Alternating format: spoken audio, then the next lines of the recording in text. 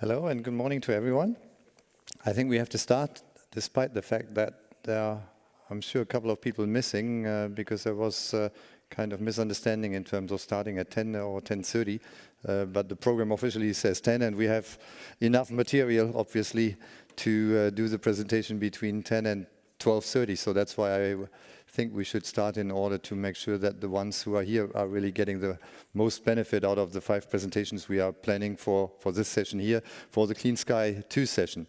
So you may have seen on the program that we are going to have 3 sessions in the course of today in this auditorium here. We are starting with Clean Sky 2. Then just after lunch, it's about clean aviation, a glimpse into the new program, which is currently being under evaluation for the first call. And then later in the afternoon, we're going to have here as well the von Karman Award, where we are very proud of that. We are going to receive that award, the famous ICAS von Karman Award. So that's 3 sessions, Clean Sky 2, Clean Aviation, and finally then in the afternoon, the Clean Sky 2 award in the context of the von Karman award. And for this afternoon, we are going to have 3 CTOs, the CTO from Airbus, Sabine Klauke, the CTO from Safran, Eric Dalbiez, and the head of advanced research from Leonardo, Marco Protti on stage. So please keep that in mind for your planning for the course of today. But starting now with Clean Sky 2. Clean Sky 2, but before maybe I should introduce myself. My name is Axel Krein. I'm the Chief Executive of Clean Aviation, so I have some link to the presentations of today, but I'm here as a member of the program committee of ICAS, and I'm delighted to chair this session and also the afternoon session. So Clean Sky 2, most of you, I think, will probably know what it is about. Public-private partnership between the European Union and the private entities, close to 4 billion euros of program volume. We are at the later stages of the program, so we are currently harvesting the big technology developments which we have been starting in 2014.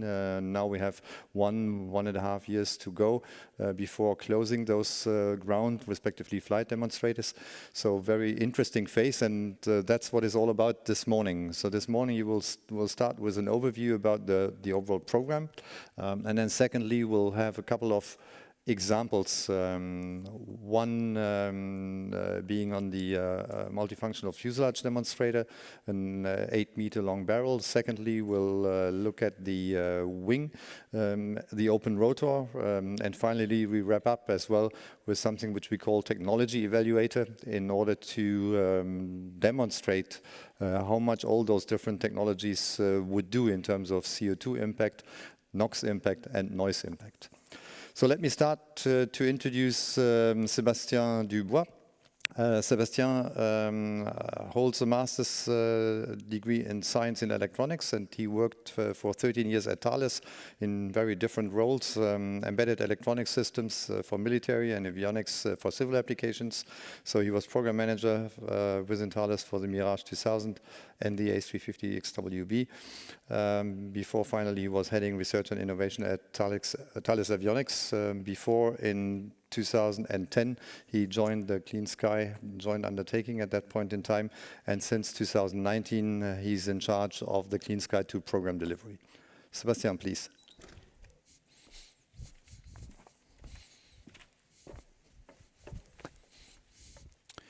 Thank you very much, Axel, for this introduction, and good morning, everyone. This is my pleasure to be in front of you to present the Clean Sky 2 program, our objectives, what we achieved so far, and where do we stand, and the articulation of this activity with the Clean Aviation program as introduced by Axel. Just a few words for those who are not familiar with Clean Sky. Clean Sky started in 2007 with the first initiative called Clean Sky 1. Objective at that time was to introduce further mature technologies with the aim to evaluate their performance into actual environments. And we achieved a very significant result in that context, as shown here. We tested an open rotor demonstrator, a counter-rotating open rotor engine architecture, which provided unprecedented engine efficiency, also with some integration challenges.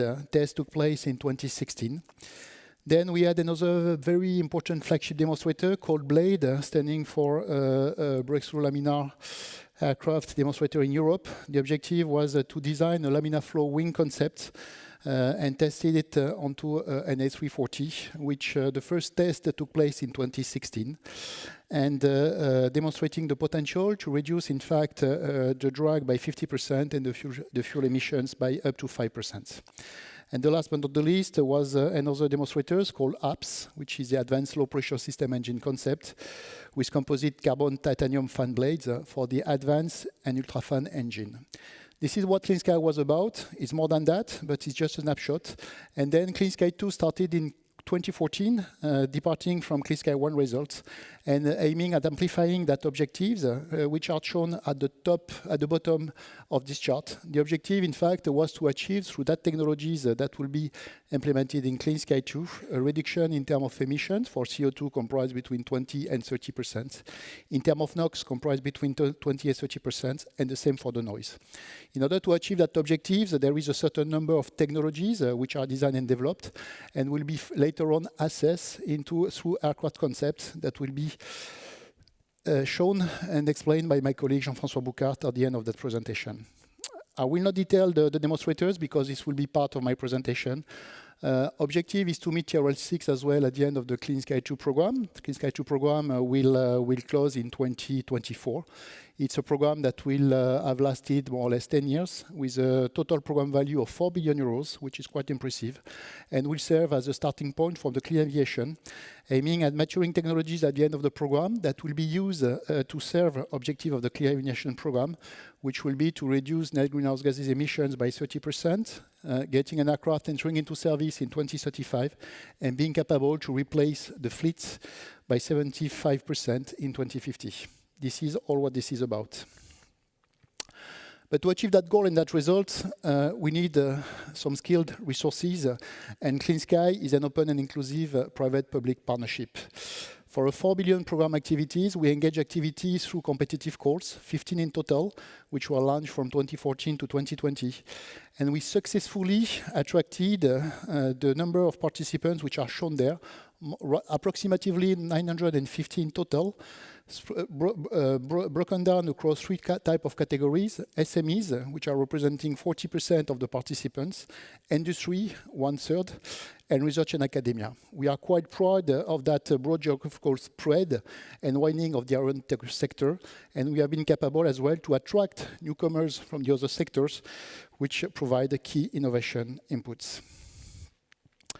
In terms of domain of activities, this is quite large. First of all, we have a roadmap developed and implemented through a development plan, which defines a certain number of objectives through a series of demonstrators. We have in total 34 flagship demonstrators, where 107 are contributing to in all the different areas of the aircraft domains, which are shown there, from the next generation cockpit system, propulsion efficiency domain, innovation structures and production system, aircraft non-propulsive energy and control systems, novel aircraft configuration, advance in wing and aerodynamics, and optimal cabin and passenger environment. This allows us, in fact, to cover a wide range of aircraft, from the commuter to regional, helicopters, small and medium range, and long-range aircraft.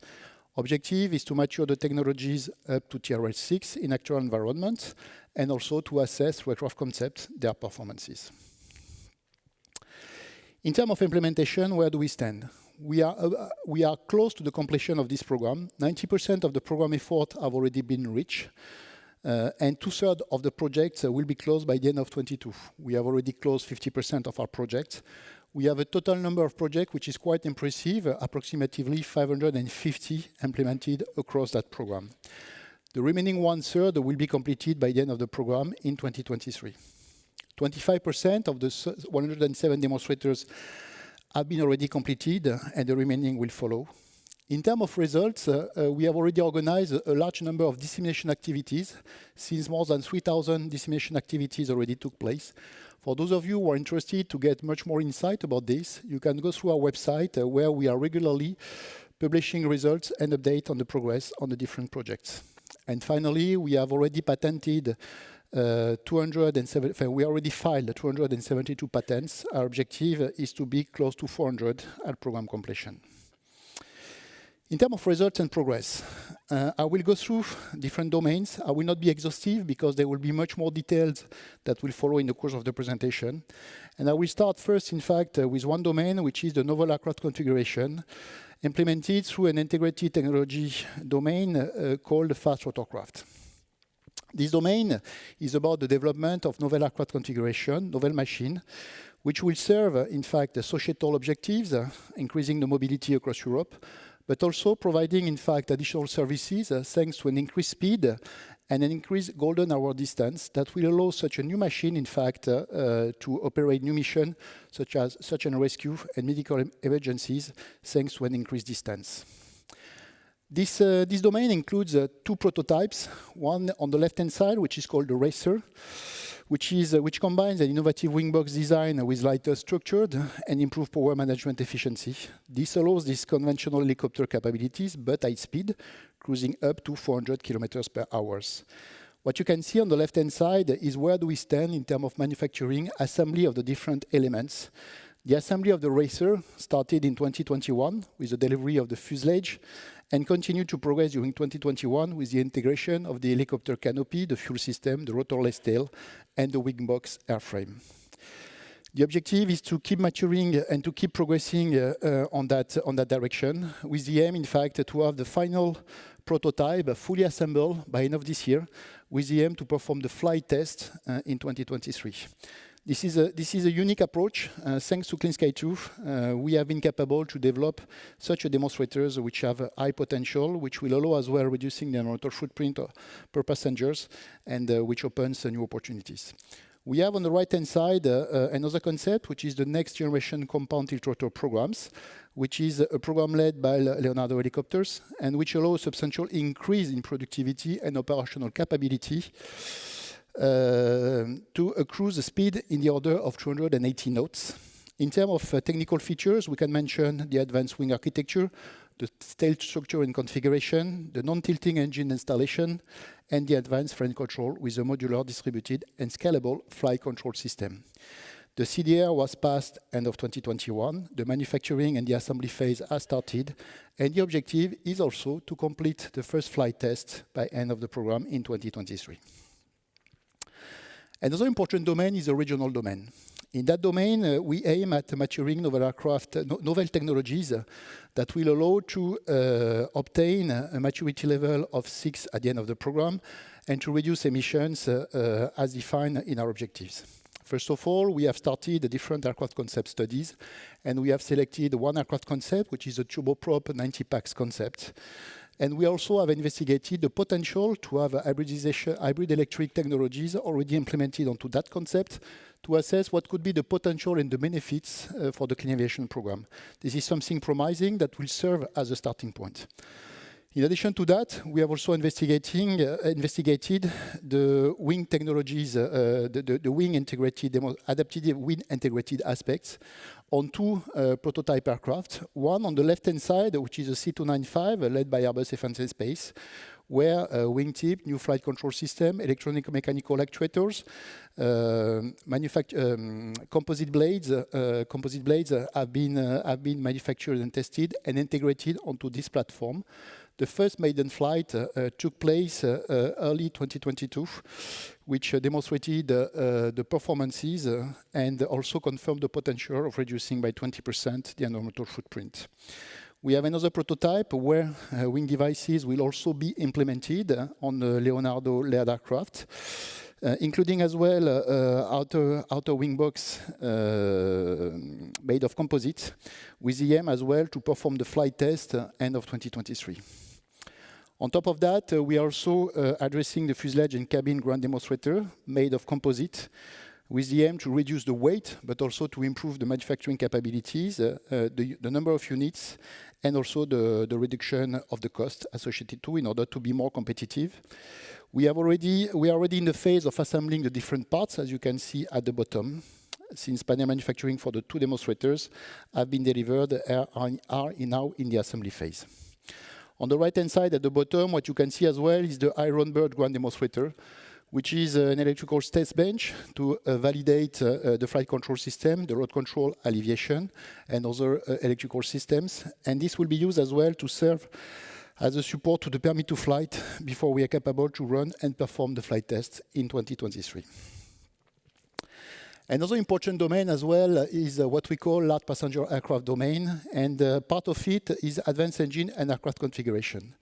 This is the design and the maturation of necessary technologies for integration in order to optimize the design of the aircraft, to contribute to the reduction of the drag, and also to assess the potential of integration of novel aircraft, novel engine technologies.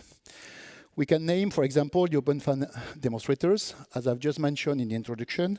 Here the question is that concept suited for the next generation of short-medium range? Will it be installed on the rear end or under the fuselage? Is it compatible with the delivery of the benefits which are expected? We'll pass the Tier 3 by 2023, and we'll be able to confirm and to accelerate the maturation of that design in the Clean Aviation program. Christophe Diette will provide you with further details on the detailed technologies. And you can mention, for example, the low pressure turbine and the pitch control mechanism that will contribute to this. We also have another important flagship demonstrator, which is the ultra-fan demonstrators, which is designed and developed by Rolls-Royce, with the aim to perform the integration onto a long-range aircraft and to test the benefit in flight. We are now in the assembly phase and ready to start the first trials. Among these, there are also other technologies which are beneficial, such as, for example, the hybrid amidarochi flow control systems. We also have, in fact, the scale flight testing demonstrator. The scale flight testing demonstrator is a demonstrator which is mimicking the performance of the NS320, with the aim afterwards to be able to install onto such a platform new technologies such as distributed electric propulsion, with the aim to demonstrate in flight the benefits in a very simple manner and to confirm the design and the potential of such technologies. We can also mention, in fact, other aspects, such as the hybrid electric multi-megawatt demonstrator, which is a 2 megawatt electrical machine, which is designed and developed by Rolls-Royce, and which was recently tested in Trondheim, which passed the Tier 4, and which paved the way to the future hybrid electric regional aircraft design concept. So as you can see, this is quite broad and promising, and this is a significant contributor to the future design of short, medium range and long range aircraft. Another important domain that will be further detailed in another presentation is about the multifuselage, the multifunctional fuselage demonstrator. This is an 8-meter long barrel fuselage made of thermoplastic, which is representative of an A321 fuselage size, aiming at reducing the weight by 1 ton, reducing the recurring cost by $1 million, and developing the capability to manufacture up to 100 units per month.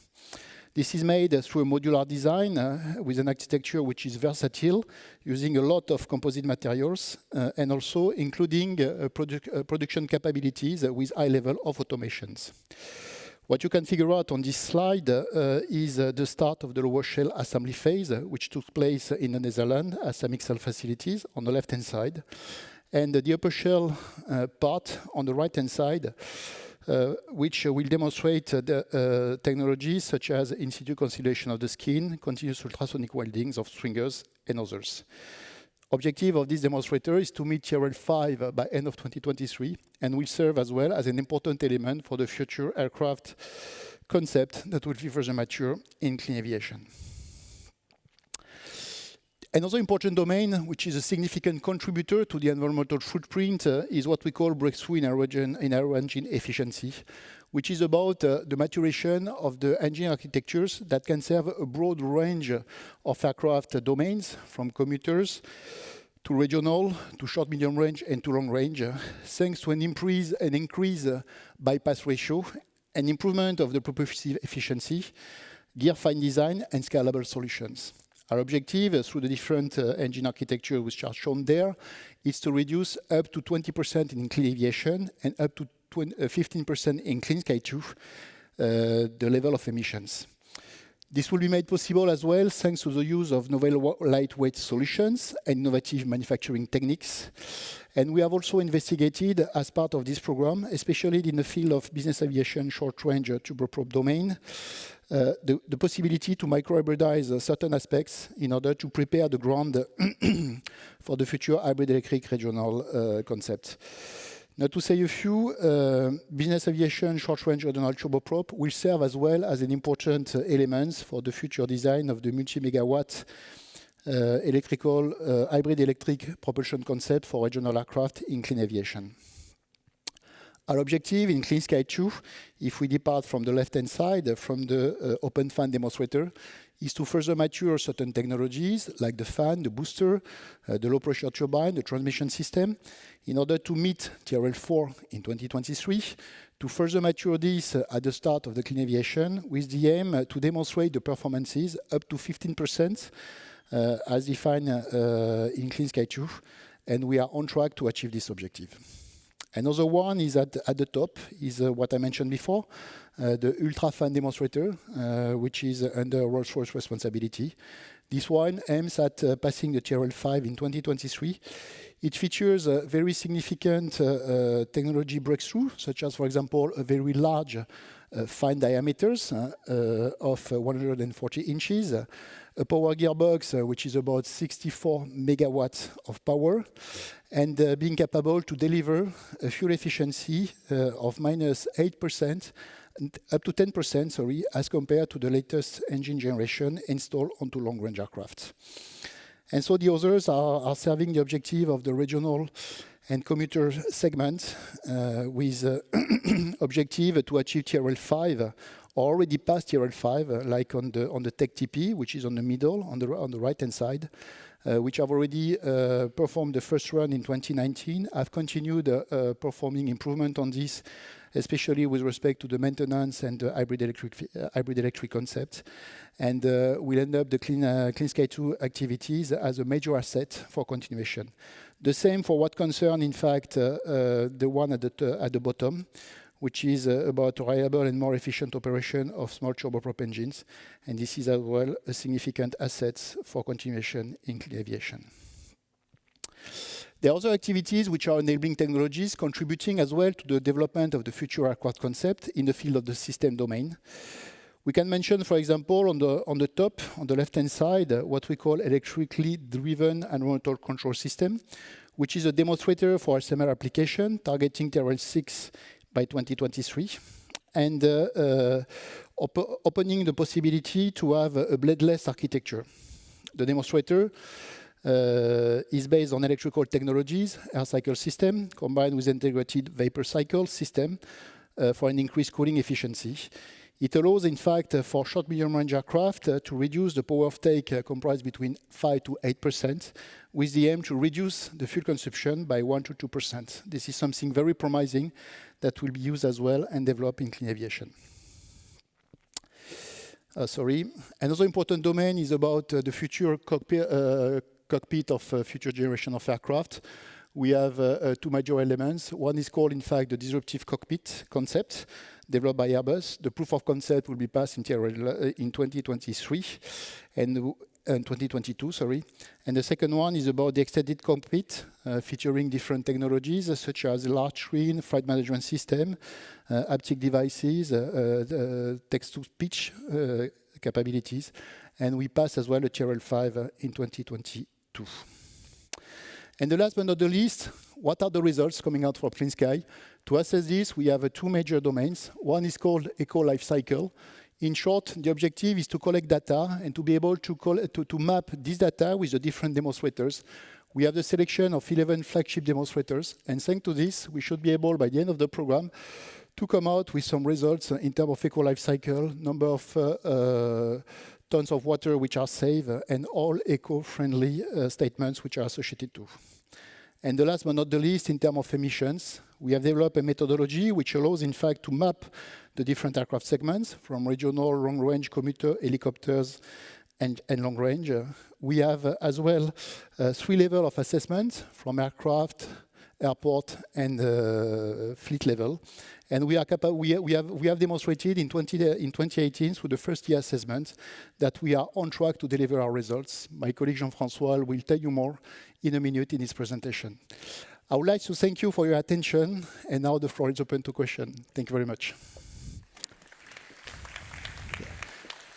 Thank you very much, Sebastien, for providing that comprehensive overview before we are going into 4 of the detailed presentations. Questions from the audience? Who would like to start? Yeah, there is a question, please.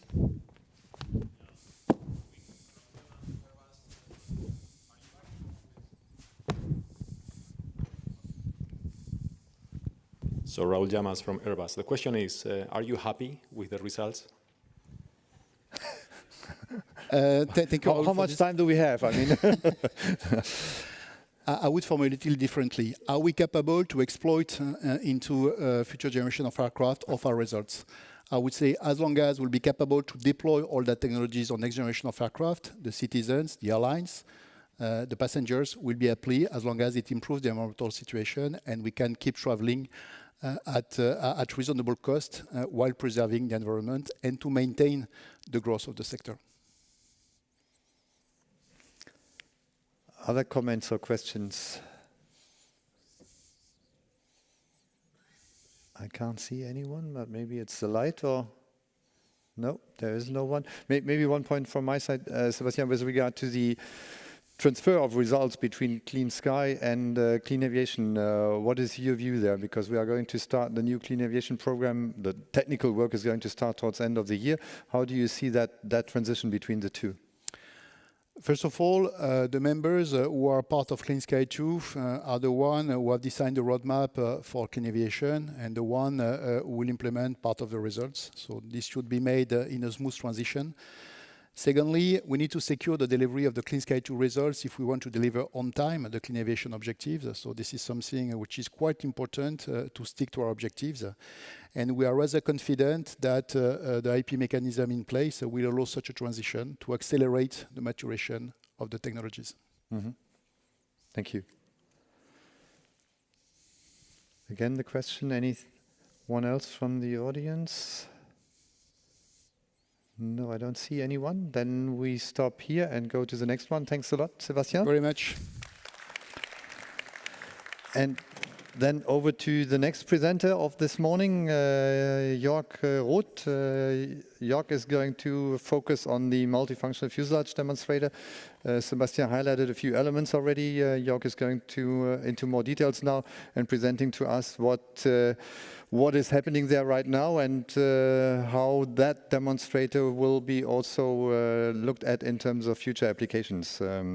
Jörg holds a degree in mechanical engineering, has a PhD in composite structures, and joined then Airbus in 2004 in various roles. He was project manager for wing high lift structures in Bremen.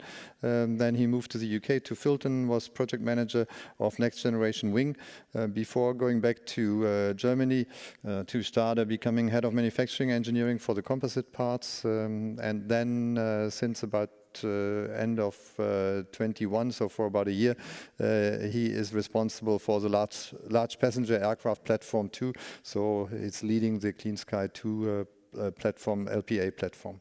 Thank you, and over to you, please. Thank you very much for this very nice introduction, Axel. Yeah, ladies and gentlemen, welcome from my side. It's a great pleasure for me to be here at the ICAS and for getting the opportunity to talk on behalf of the Clean Sky 2 Large Passenger Aircraft Platform 2 Consortium. So it is not my work that I present, but the outcome of the consortium activities. So I will talk about an integrated multifunctional fuselage demonstrator and about sustainable technologies. So I thought about where to start concerning sustainability. Treat the Earth as though we intend to stay here. I think this is a quite powerful quote by a British diplomat, Sir Crispin Tickle, which can help us a little bit kind of a guideline for our activities in terms of sustainability. Therefore, I will start with sustainability and then elaborate a little more on clean aviation, Clean Sky 2. So where are our environmental objectives? Sebastien highlighted already some elements. Then I will move on to the multifunctional fuselage demonstrator, a flagship demonstrator. And I will highlight various key technologies we are investigating. So overall, more than 40 technologies are investigated and matured within this demonstrator. And then at the end, I will come back to the Clean Sky 2 environmental objectives and check where we are and from what point our main contributions come from. You probably have seen already a very good summary on sustainability and especially on clean aviation's journey to climate neutrality by 2050. So probably in the booth, in the area from the joint undertaking downstairs, you can see it, or you have seen it in various presentations already. I don't want to go through the whole slide, but I would like to highlight some key elements. So starting at the top left, the current situation is that aviation industry generates about 2.8 or 2.6%, don't argue about the 2 digits, of the CO2 emissions worldwide. So this is where we are, and we are assuming that the demand for future flights will increase. So the target is then for going down to 100% reduction of net greenhouse gas emissions by new technologies. We talked about hydrogen, we talked about SAF, we talked about the change of our operations. This is all very true and very important in achieving the goal.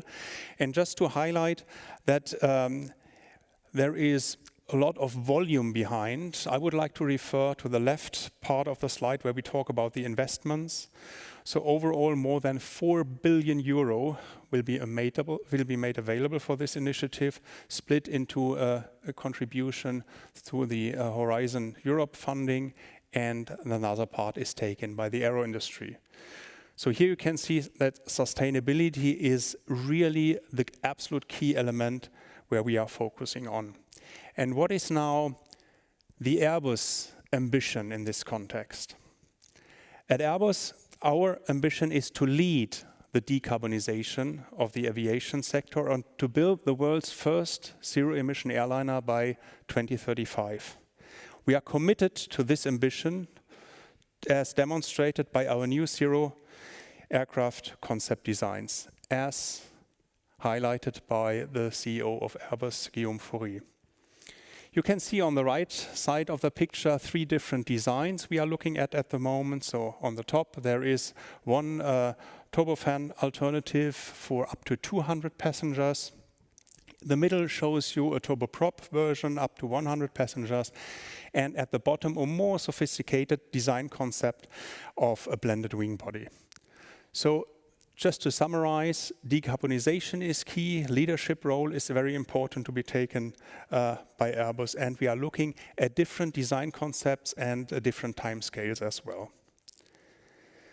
So where are we today concerning the Clean Sky 2 environmental objectives? Before I talk about the figures, I would like to highlight again that Clean Sky 2, the joint undertaking, is a public-private partnership, and the objective is really to significantly go for quieter and more environmental friendly aircraft. The objectives, as shown on the right side, are 20 to 30% CO2, NOx and noise reductions. And the Clean Sky 2 program provided European funding of almost 1.8 billion euros. Started in 2014 and, as Sebastien highlighted, will end next year, basically. In this framework, you can find one program called Large Passenger Aircraft. And the focus is here really on large-scale integrated demonstration of different technologies. This Large Passenger Aircraft, or LPA program, is split into 3 main platforms, and I will focus on the second platform called Innovative Physical Integration, Cabin, System and Structure. So behind that you will find actually fuselage technologies, which will be explained in more detail on the next slide. So this platform is divided into three main elements: cabin and cargo functions, non-specific cross functions, and the center of gravity in this platform is clearly the flagship demonstrator called Multifunctional Fuselage Demonstrator. And the movie clip on the right shows you how this multifunctional fuselage demonstrator will basically look like. So we are going for a large-scale demonstration. The length of this demonstrator will be 8 meters. And in total, more than 40 technologies have been matured since 2014 in this partner consortium. And we investigated not only materials, we investigated various build concepts, for example. So just to give you one element, we are planning to work with pre-equipped modules. And as you will see later on, the floor module will, for example, be integrated in the lower shell prior to major component assembly. We investigated technologies for cabin and cargo automation, and I will give you more details about crown module with a very interesting idea on how to go in the direction towards zero customization of the airframe. Another key element is the airframe material. And here we selected thermoplastic composite materials. This is really an enabler for welding.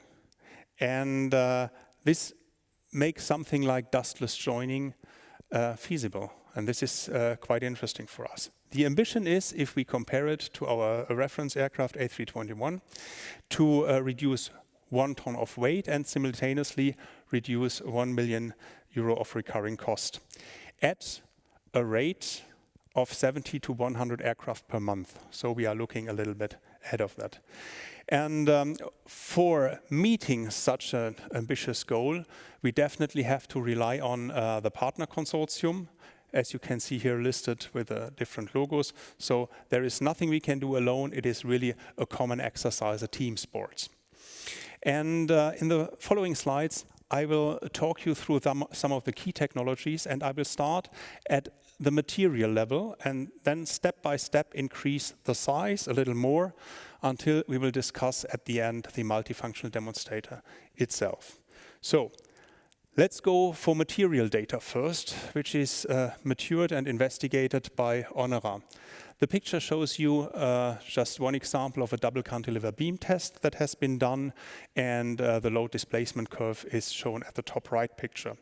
So we in fact investigated fracture toughness, and one of the very interesting findings is that the mode 1 energy release rate is more than factor 4 superior if we compare the thermoplastic composite material we use here to the well-known thermoset composites we usually use. So clearly thermoplastics show a better performance in this area. The lower section of this slide focus on some low velocity impact tests. We have done something like tool drop, for example, and the diagram shows you one of those tool drops. The time line you see here is 8 milliseconds, and you can see how the damage has been pointed out on different points in time over this tool drop. And here, another finding was that the delamination area is smaller when we look at thermoplastic composites compared to thermoset materials. So as an overall conclusion from the material data testing concerning damage tolerance capability, thermoplastic materials is superior to thermosets. So now we are going up the pyramid a little more, and the DLR in Brunswick has done a lot of work concerning Lpull investigation. So we wanted to understand better how the connection of the skin to the stringers, for example, or clips or frames will work out. So benchmark was the idea behind, and the different welding technologies have been investigated, like resistance welding, for example. And furthermore, again, we looked at impact, and the bottom part of this slide focuses on lap shear investigations, and you can see what happens to the damage area if you are used to those kind of pictures. So we increased the impact energy from 20 joule, which is shown on the left picture, to 25 in the middle picture, to 35 on the right picture. And you probably have seen that the damage area in the middle, which is the red dot, does not significantly grow with increasing impact energy, and this is one of the key findings. Again, damage capability, thermoplastic material is clearly superior. And now I would like to draw your attention to the first part in real size. We are very happy that our partner Saab delivers a cargo door. And we are going for a composite design here. So in this case, it was decided to use, to build on existing experience in composite manufacturing. So here a thermoset structure has been matured. This is the brown element of the cargo door. And in terms of innovative technologies, a 3D printed tool has been used for manufacturing this cargo door. And the door system itself, this is quite an innovative element as well, because we are avoiding hydraulics and we go for an electromechanical actuation system. So the cassette with the sliding latch bar, this is the blue element at the lower end of the cargo door, will be installed in the fuselage. And it is very easy installation, and we have fewer parts which may cause less problems during operation. Basically, it's a one-button operation to open and close the cargo door. So in terms of weight savings, the composite element itself saves up to 20% weight if we compare it to the metallic structure. And the equipment and fuselage installation weight is given here as well, with 20 and 24 kilograms.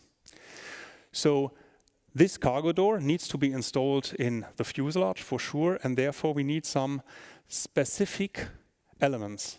And Ernova manufactured together with FIDAMC and partners a lot of various elementary parts made out of thermoplastic composite materials. I'll start at the top with the cargo door surround structures. Press forming was used to manufacture those parts, and induction welding has been matured for the manufacture of the cargo door surround, as you can see in the top right picture.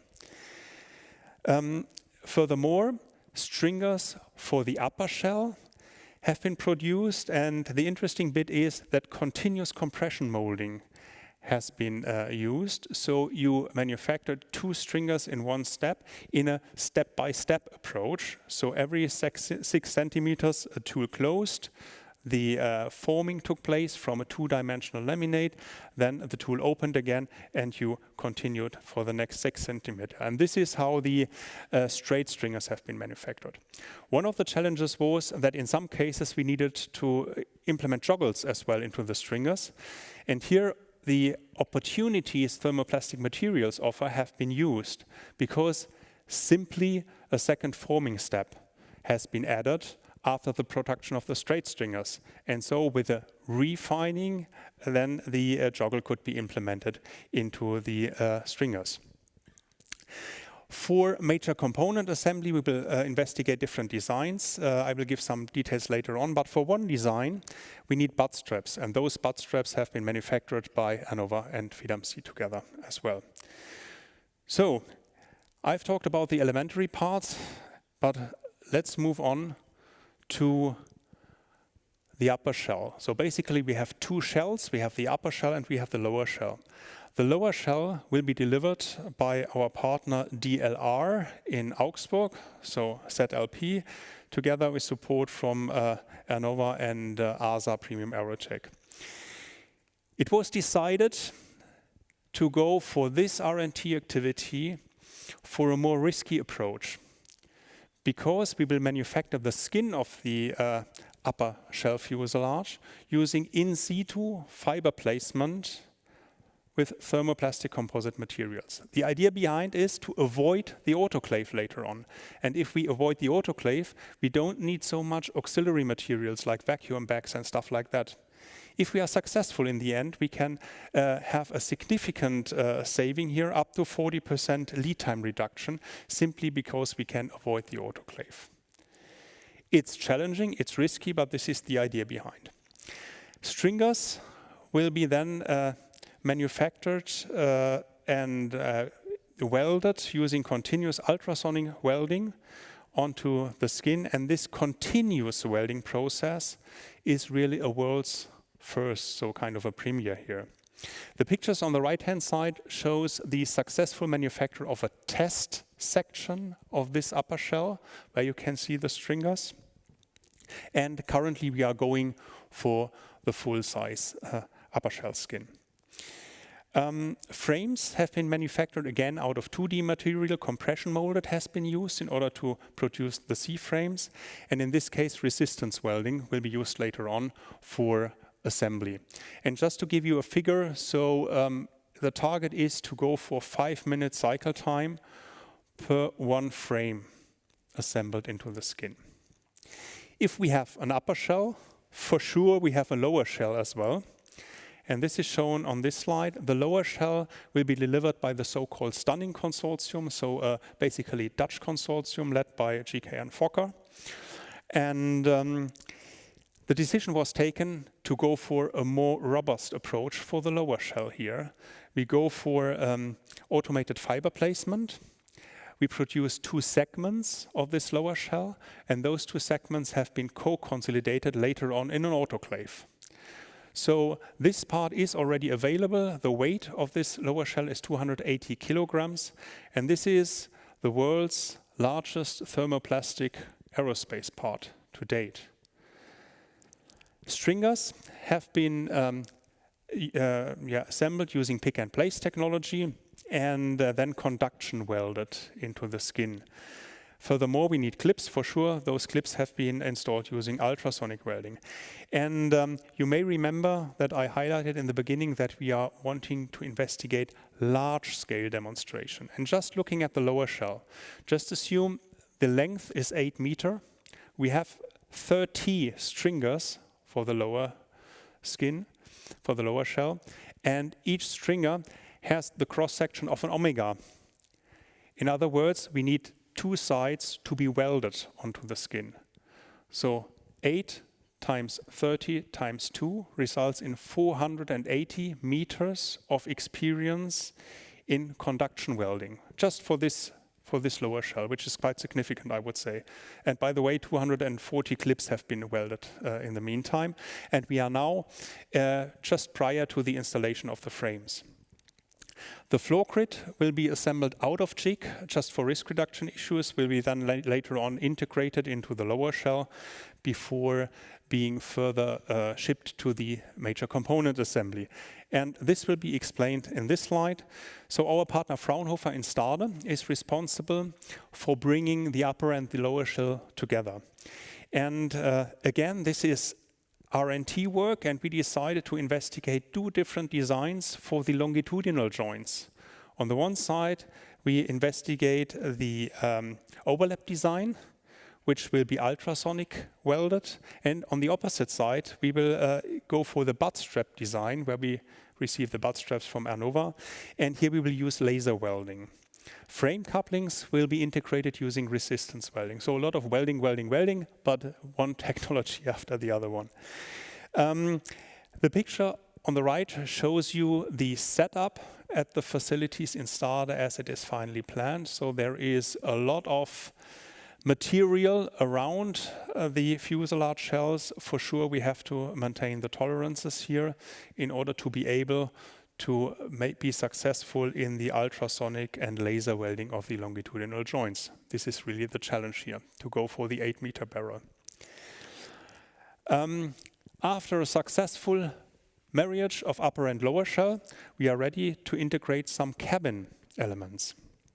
And the idea behind the technology here is to go for 0 customization at the airframe. So for sure we have different cabin concepts where the customer can choose. And 0 customization means that we have one standard airframe, and all the customization comes with the cabin elements only. And how can we do that? So basically what we do, and this is the picture at the bottom, we have crown elements like the overhead storage bin and the textile manifold, which are assembled on a secondary structure. And this secondary structure is then installed into the fuselage, which shows on the top right one of the examples. So it is an intermediate step where in the future industrial line in Hamburg, it has been tried out for the first time. And the overhead storage bins nicely illuminated by LEDs shown as well. So what is now the benefit of this exercise for cabin systems here? So zero customization, and we think that we can achieve a weight reduction more than 60 kilograms, as well as a workload reduction more than 70 hours. And maybe you ask yourself, how is that possible if you add a secondary structure and at the end get a weight reduction out of it? It is because we are looking at the whole package. So for example, the power data backbone integration in the crown module offers some weight saving potential we will use, and the air conditioning system integration is as well contributing some weight saving. So in the overall package, there is significant benefit we can gain through this initiative of the crown module integration into the fuselage. So what is now the contribution of those MFFD technologies into the Clean Sky 2 objectives? So I talked a lot about thermoplastic composite materials, dustless assembly, welding as an enabler, and pre-equipped modules. So let's focus on the weight reduction.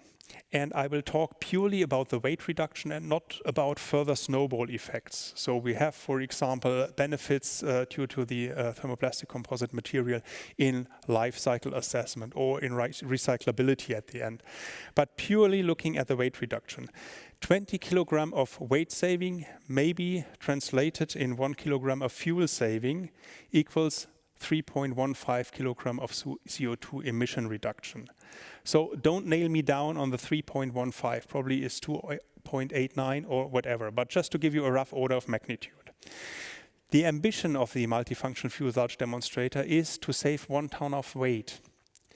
And if we apply this weight saving now to a single aisle aircraft for one flight, for one typical flight, we end up with a weight saving of 158 kilograms. CO2 emissions due to this weight saving. And now extrapolating a little further. So one single aisle usually has about 1,600 flights per year. And just a simple calculation, we end up with 250 tons of CO2 emission reduction due to the weight ambition we have achieved here. And clearly through the weight, we contribute to the 20 to 30% CO2 reduction. And from what we've learned so far in the program, the weight target can be achieved. Yeah, we are on a very good track. Let me conclude where we are. So clean aviation's journey to climate neutrality by 2050, well described.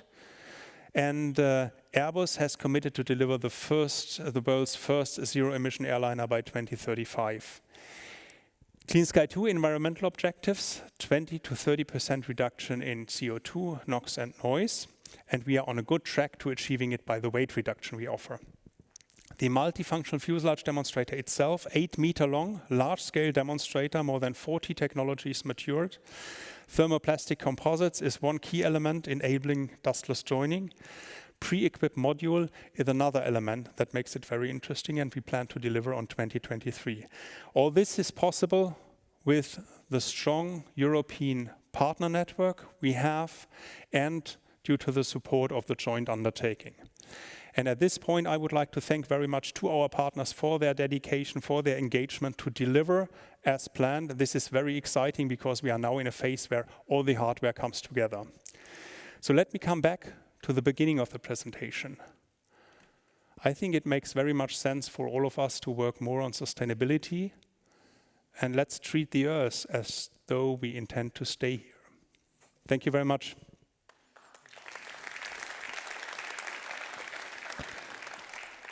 Yeah, thanks very much, Jörg, for giving us some details about the MFFD and the benefits one can expect. So, some time for questions or comments. Anyone? There is one, please.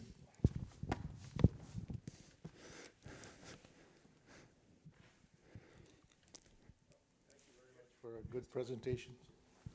My pleasure. I'm Kumar Bhatia, I'm retired, but thank you very much for a good presentation. Question is that hopefully you'll have a successful completion of your project by 2023, and you're showing implementation by 2050.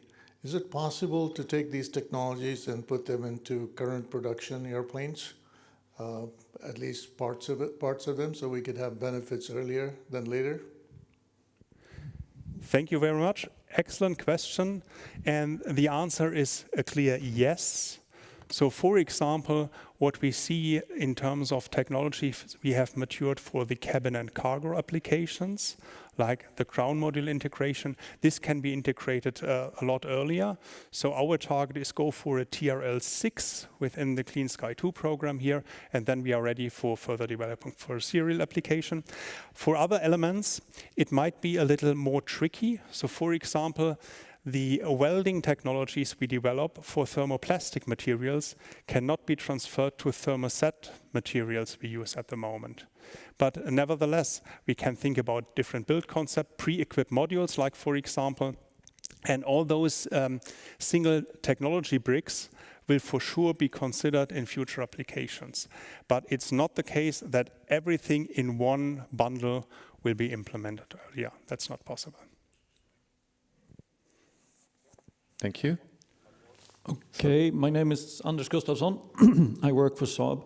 First, thank you very much for a very nice presentation. I have some colleagues that work in this demonstration, so I'm partisk, you would say. Very good. I have a question. I was surprised by the ratio of weight saving to fuel saving. It's been a very long time since I worked in aircraft performance, but I expected more. Mm-hmm. Is this for a rubber aircraft, or is this for an existing aircraft? And could you maybe say a little about how you estimated that value? Thank you. Yeah, so basically we have taken, or the values I have taken have been taken out of public domain information. For sure we have more detailed investigations going on, but I wanted to be on the safe side and refer to public domain data only. For sure there is a variety, and this is why I said please don't nail me down on the 3.15 kilogram weight saving. It may be a little down, a little up, so this will be, but this will not change dramatically the overall result. So through the weight saving we will gain here, we will get significant CO2 emissions. And if it is at the end a little more or a little less, we don't know yet for the R&D activity. Okay.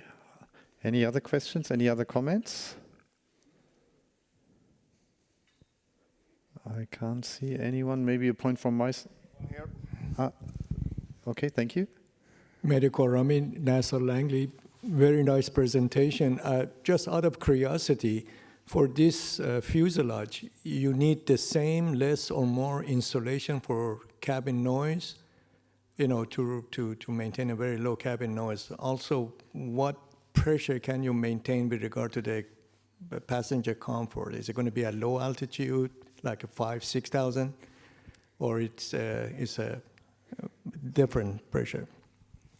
Well, that's a very good question. Thanks for that, sir. So probably I should have highlighted before, what we have seen here is more a manufacturing demonstrator. So we want to show that we can mature technologies for manufacturing and for integration. So the fuselage you have seen here has not been finally designed. So we don't have detailed stress analysis where we know exactly the thicknesses of our thermoplastic skin. So this is a development work that needs to be done. Therefore, I cannot answer your question right now, sir. Sorry for that. Okay, then thanks a lot, Jörg. Thanks for your presentation. And we are moving over to the next presentation. The next presentation is going to be about the open fan architecture. So how to optimize fuel burn, how to maximize the impact of that technology, and we'll understand a bit better afterwards what the benefits, but also what the drawbacks are. And Christophe Diette is going to tell us a bit about that. Christophe has graduated in mechanical engineering, and he holds also PhD in aerothermodynamics. He joined Safran helicopter engines in 2005, and finally he moved in 2019 to Safran aircraft engines, working on the Clean Sky engine ITD program.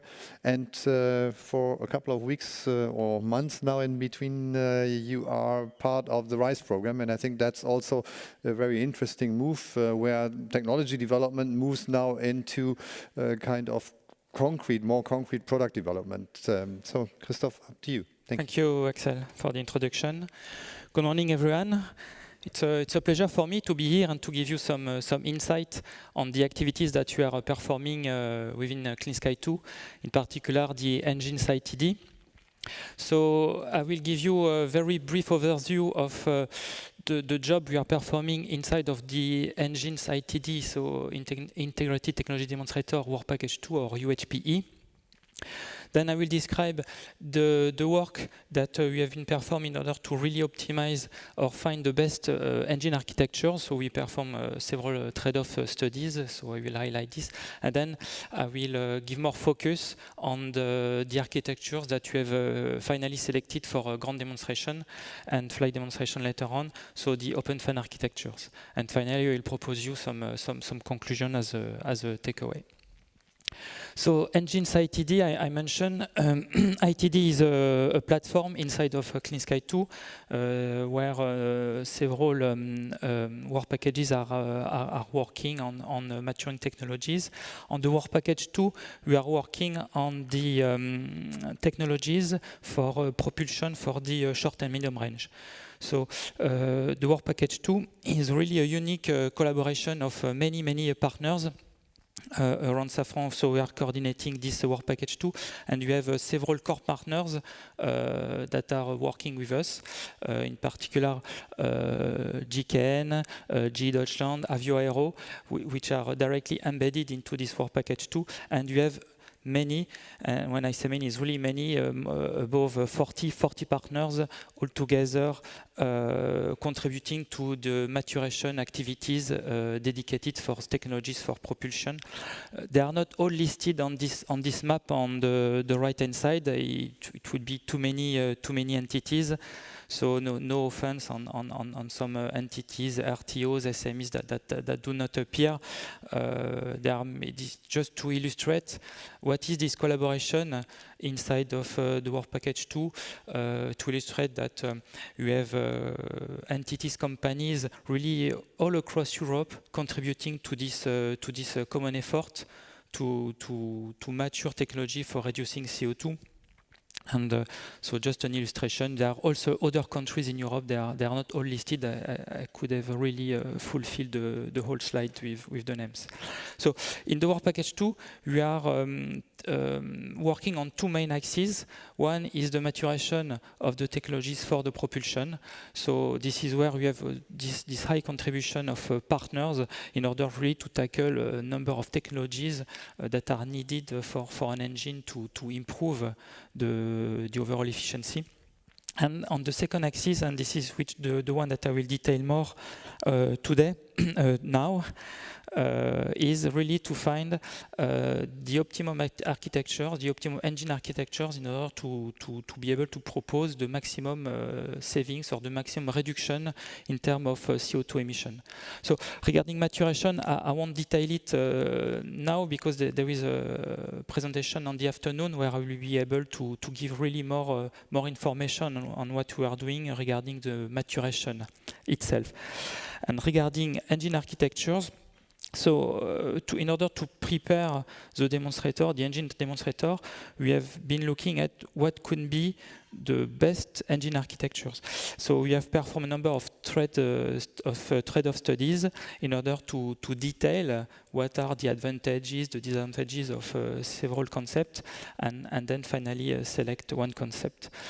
We can see on the bottom there is a subdivision of the work package 2 into several work packages in order to address various systems or modules within the engine, and we what is interesting is that depending on the architecture, so you can see a ducted UHBR-ID, so integral drive architecture, that was one that we have been looking at. Then we have the UHBR VPF for a variable pitch fan, so increasing the diameter, introducing capability of pitch control of the fan, and then going to what we call the unducted architecture, the ORAS, open rotor and stator. So really removing fan case and increasing still more the fan diameter. And to support this, we have these work packages inside that are that for some of them can contribute to several engine architectures. In particular, for the LP spools, LP submodules, when we learn on a high-speed booster.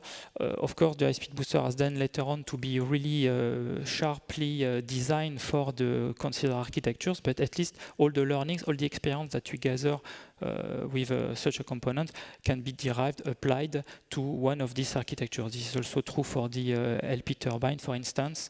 And then depending on the technology, there is a kind of variability.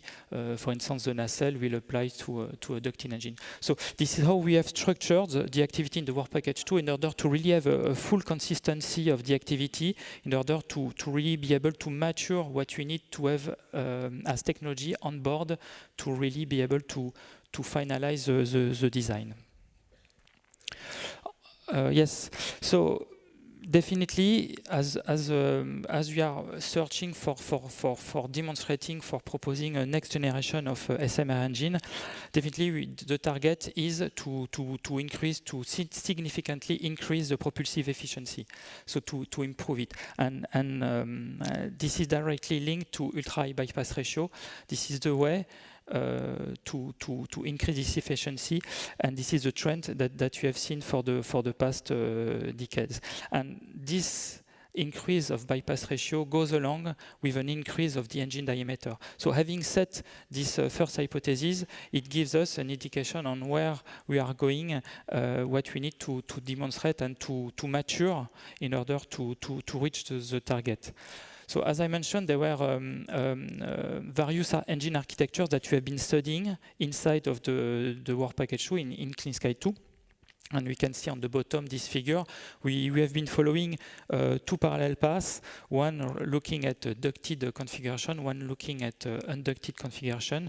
We have already some legacy experience now with the core that was run a couple of years ago within Clean Sky, and then we have been maturing this other architecture, performing multiple optimization studies, and finally we came up by the selection of one architecture to be further demonstrated, which is the open fan. So this is here to really illustrate this trend we see on this first figure on the left. Yes, the trend that we see on the engines in order to reduce fuel burn fuel burn consumption and therefore CO2 emissions. And we see the following the leap, this initial ambition with the UHBR-ID, then the VPF increasing the diameters, and we see with the open fan that we have found really what we consider our champion architecture, our best athlete in order to reach the target. Indeed, the unducted architectures is really the way to really maximize the CO2 savings, and it gives really a potential that is much higher any ducted architectures. And this is why, with the open fan that we are considering, we are proposing to reach, and we are targeting to reach the 20% CO2 saving, which is above the current Clean Sky 2 objectives.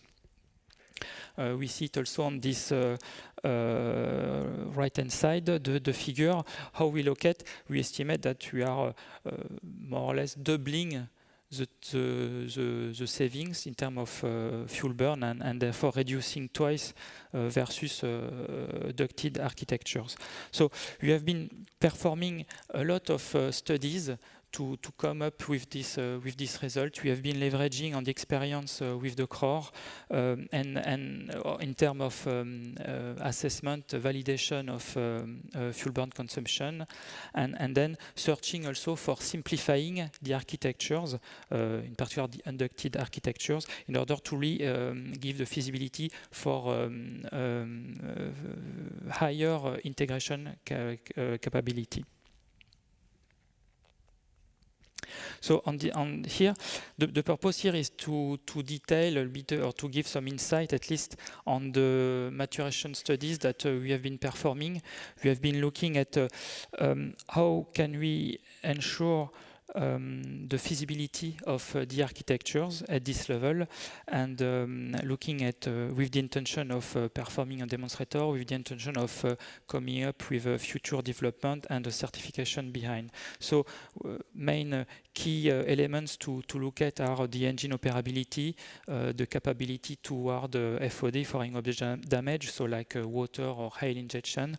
Icing, windmilling conditions are conditions that we must be able to assess whatever the architectures.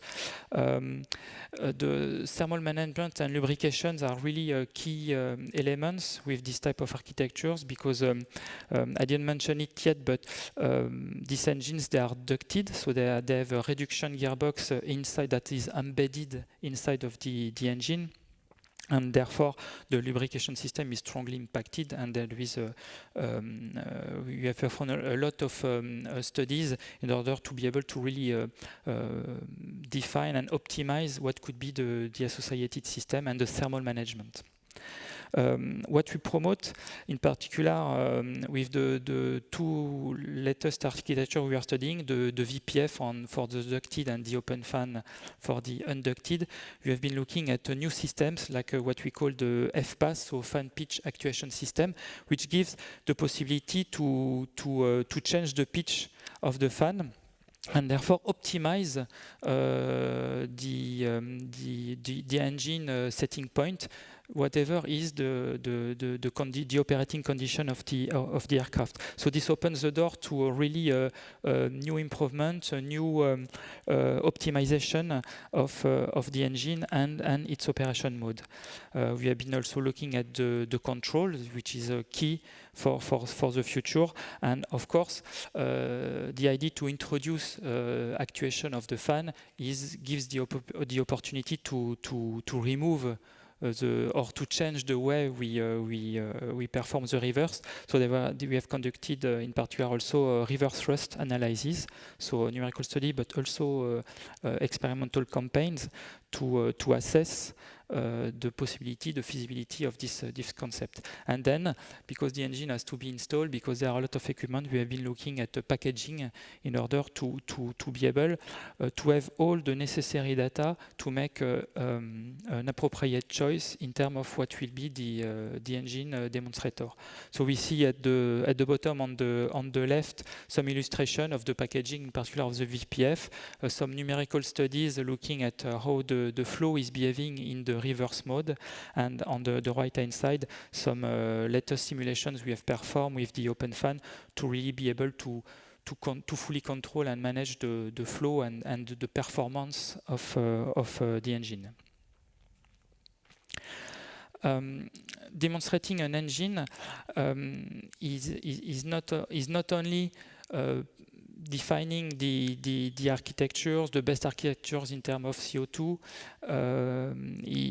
We cannot just work on the engine's ITD and define an engine and look at what are the possibilities and propose something. What the approach that we consider here is really to look at be able to prepare a development afterward in order to introduce the technologies onto the market, and therefore we are tackling the installations, because this is key. And looking at the open fan, we have let's say two main criteria aspects to consider: the fact that there is no casing and the fact that the diameter has been strongly increased and therefore there are some installation challenges to consider. And this is here an illustration of the synergy that we can find within Clean Sky 2, because here there is a full cooperation or synergy or collaboration that is performed with Clean Sky 2 LPS, so large passenger aircraft, where we are studying with here Airbus how we can install this open fan on an aircraft. The open fan is really strongly innovative, because today the open fan has the capability of various aircraft installation.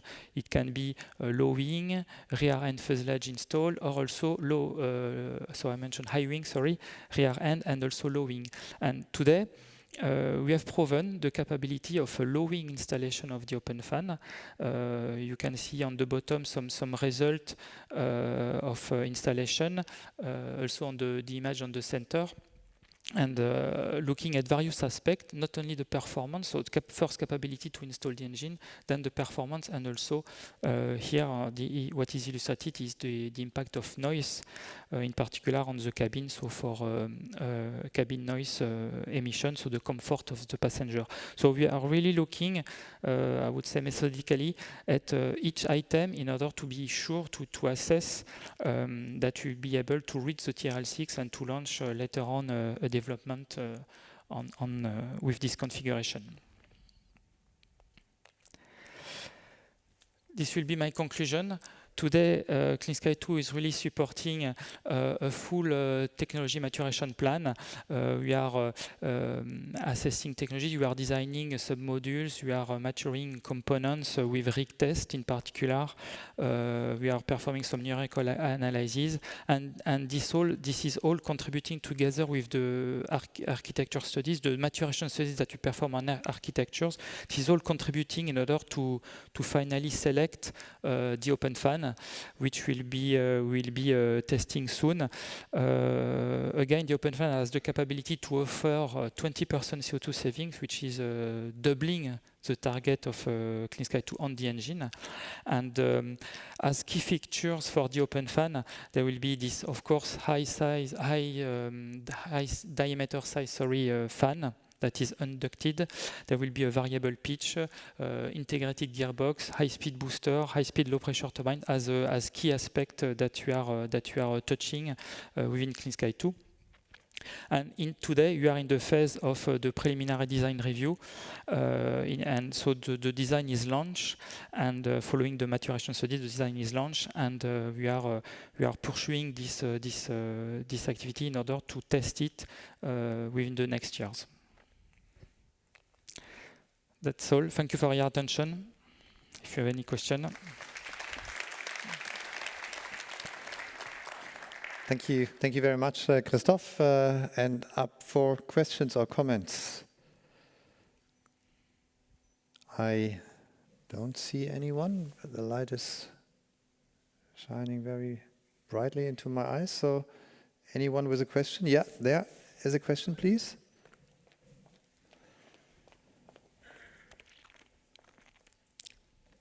In the middle, please. Just in the middle here.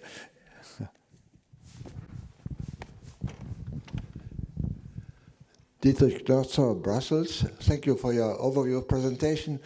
Two questions. The first question, what is the, let's say, design cruise Mach number for the open fan? And the second question, will you meet with the open fan this future noise requirements which go below stage 4, several decibels? Mm-hmm. Okay, yes, thank you for your question. Today, we are developing technologies so that an aircraft with an open fan will be able to fully match the mission of a current SMR single L commercial aircraft. So the answer to the question is today the open fan is capable of Mach 0.8, which is the current scope. So it's really dedicated for SMR application. And in terms of noise, we have demonstrated a number of technologies, and we are also investigating on technologies so that we will be able to embed into the open fan technologies, and in particular on the fan blades, technologies, so that we will be able to address the current regulation, but also what we anticipate to be the next regulation. So we are really preparing this. Which means, just to build on that, which means that installed at aircraft, you are still maintaining the 20% there, despite the fact that some shielding or whatever has to happen. So the aircraft installed benefit is going to be 20%. That's what you're forecasting, correct? Well, the 20% today is an uninstalled engine. We are looking at what are the installation losses, and this is a strong activity that you are performing with Airbus. We are approaching this value, but today we are still working on. As I mentioned, we have selected the low-wing installation as the most promising one, and therefore we are still on this range for 20% so far. Yeah, so in the end, that's a balance between the airframer and the engine to see one is bringing the benefit, the others need to put something in place, eating up some of the benefits. At the end, the point is what is the net? So that's why I was asking about the 20, whether the 20 net is achievable, yeah. Okay, other comments, questions?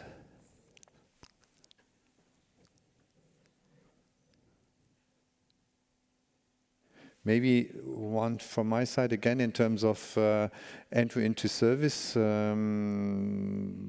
a little bit ahead at what you also were doing already with regard to clean aviation. We are targeting entry into service of new aircraft concepts, being it on the regional side or short medium range side, by 2035, which means we are targeting TRL6, a strong TRL6 by 28, 29, in order to allow for development, then in order to have a certified aircraft entering into service by 35. Is that compatible with the timeline you have in mind for the open fan architecture? Yes, today totally. The demonstration is going to happen end 24, and there will be ground test during 25 because it's a long. It will be a long test campaign. But it's really the target is to develop these technologies and to be able to make them available for an entry into service, and to have this open fan capable of entry into service by mid-30s, so 35.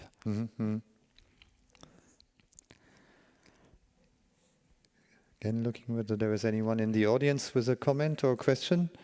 Where are the engine guys?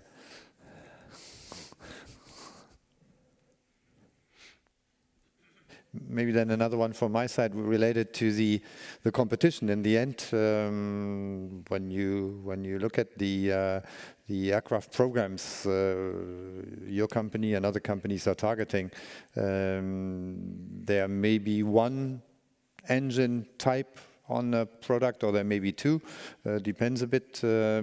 What do you see as the biggest competitor? Do you think that ducted architecture can get into the same order of magnitude with regard to the fuel burn benefits you were indicating here?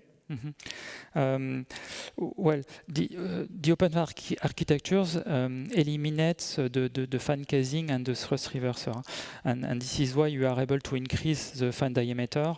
We are looking at the same time of this installation that is feasible with various aircraft concepts. So this is increasing the diameter and then the bypass ratio. This is really the key for closing the 20% fuel burn challenges.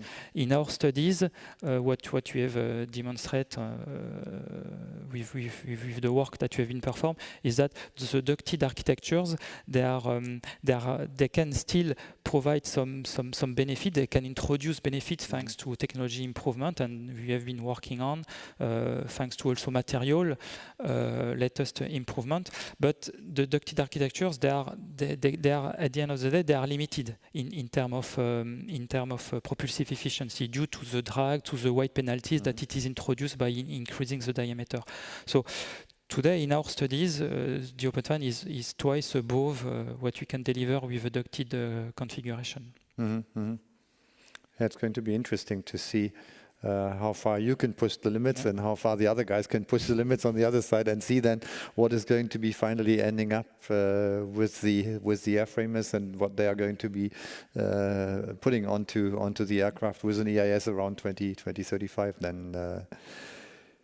Yeah, I mean, last check with regard to comments, questions? Yes, Jean-François, please.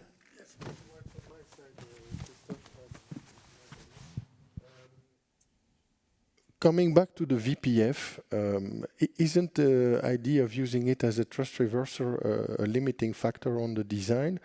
And which bypass ratio did you achieve finally with the end of the concept studies? And where are you? I guess you just said it, just below the performance of the open fan, but so you must be somewhere between the 10% roughly of the direct drive, integral drive, UHBR, and the open fan, right? Sorry, that was 3 questions in one, but never mind. I'm not sure to have captured exactly the question. The first question was, what is the bypass ratio finally that you have and the fuel burn that you get, fuel burn reduction for the VPF, which in my mind is somewhere between the UHBR integral drive and the open fan. Yes, for the VPF. First, the reference, our reference is the LIP engine. And if you look at the open fan, it is 6 times higher in terms of bypass ratio. For the VPF, it is the order of magnitude is twice the bypass ratio of a LIP. A little bit more, but the order of magnitude. And in terms of fuel burn reduction, we consider it as the maximum possible reduction in terms of for ducted configuration. So we are at around the 10%. Okay, thanks. So last chance. Let's run over here. Yeah, thank you. Okay, thank you for the presentation. I'm Pieter-Jan Poesmans from TU Delft. Compared to current turbofans, are you also introducing new combustor technologies, focusing on non-CO2 emissions? Yes, I didn't mention it. We have a work packages, a sub work package inside of the work package 2 that is dedicated to core engine technologies. Actually, I will present it later this afternoon. We are studying new core technologies, and in particular for combustor. So yes, this is in the plan. This is not. I mean, the core, the trend of the core will be to be reduced. So we'll have smaller cores in the future.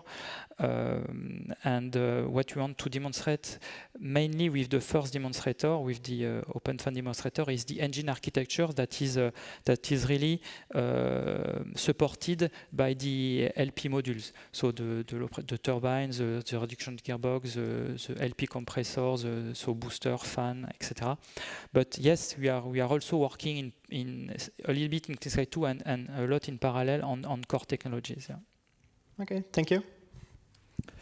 Good. Thanks a lot, Thank you very much. Thank you very much. We are moving over to the next presentation. We are going back to the structure. So we are going to the wing, and we are seeing Jerome Lery from Dassault Aviation providing us some insight into the wing optimization, aerodynamic optimization, but also structure optimization. Jerome is an aerodynamics engineer, and he started a long time ago at Dassault Aviation. He had various roles there. In 2006, just to mention a few of them, in 2006 he moved into the new technologies material and testing department and led the eco-design airframe platform for Clean Sky. And in 2016 he moved to his current position in the Future Falcon Technology Department, and since 2019 he coordinates all Clean Sky 2 activities at Dassault Aviation. Jerome, please.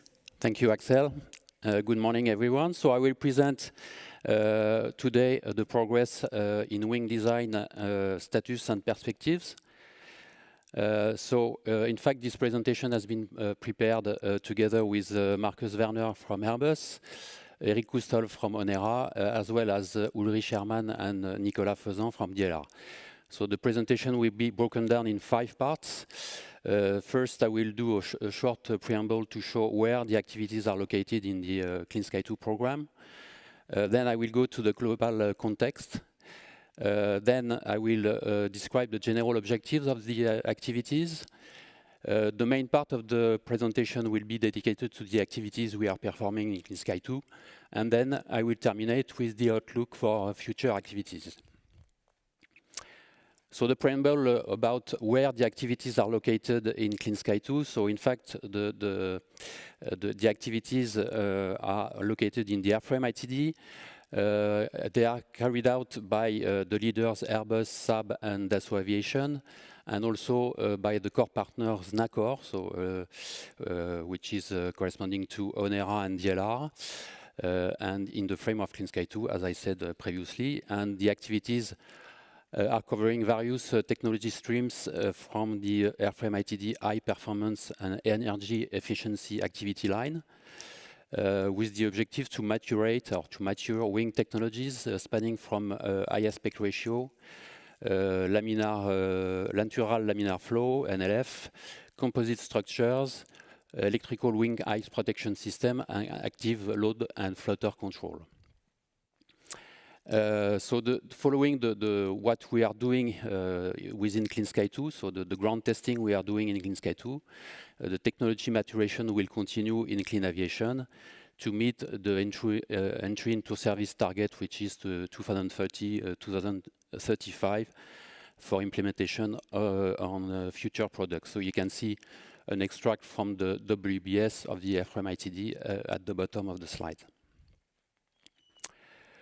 So the global context is that the aviation sectors in Europe has unveiled a document which is called Destination 2050, a route to net zero European aviation, which promotes a trajectory of carbon neutrality by 2050, and especially it proposes to obtain a gain in CO2 emission up to 40% via aircraft and engine technological contributions.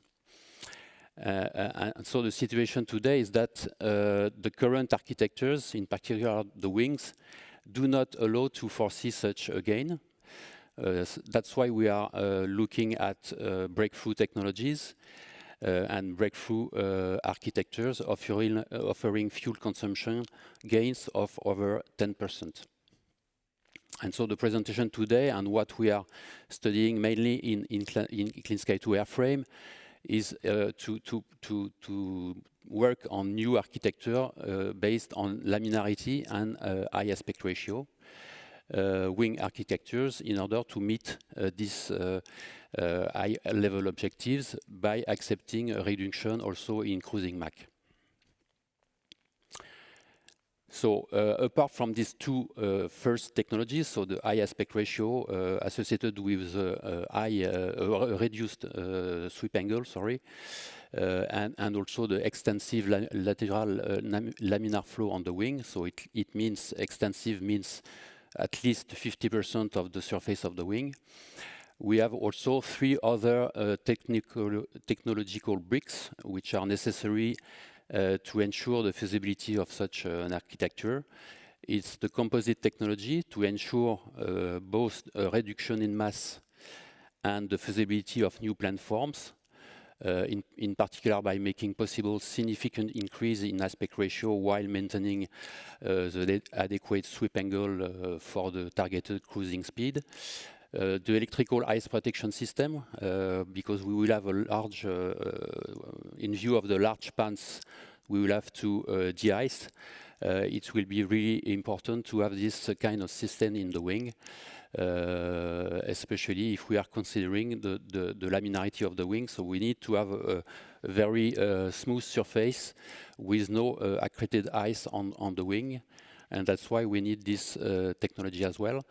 And also, the last one is the control of the aircraft, which will be more flexible than the existing aircraft. And so we will need to control the loads and also the flutter of this kind of architectures. what are the challenges associated to these technologies? So high aspect ratio with objective value beyond 11. So 11 is really the lower limit. So we would like to go above. So we will have a reduction in induced drag, but the aircraft weight will be increased, and we will have also a more complex layout of the wing. And so we will have to limit the increase in weight for this kind of architectures.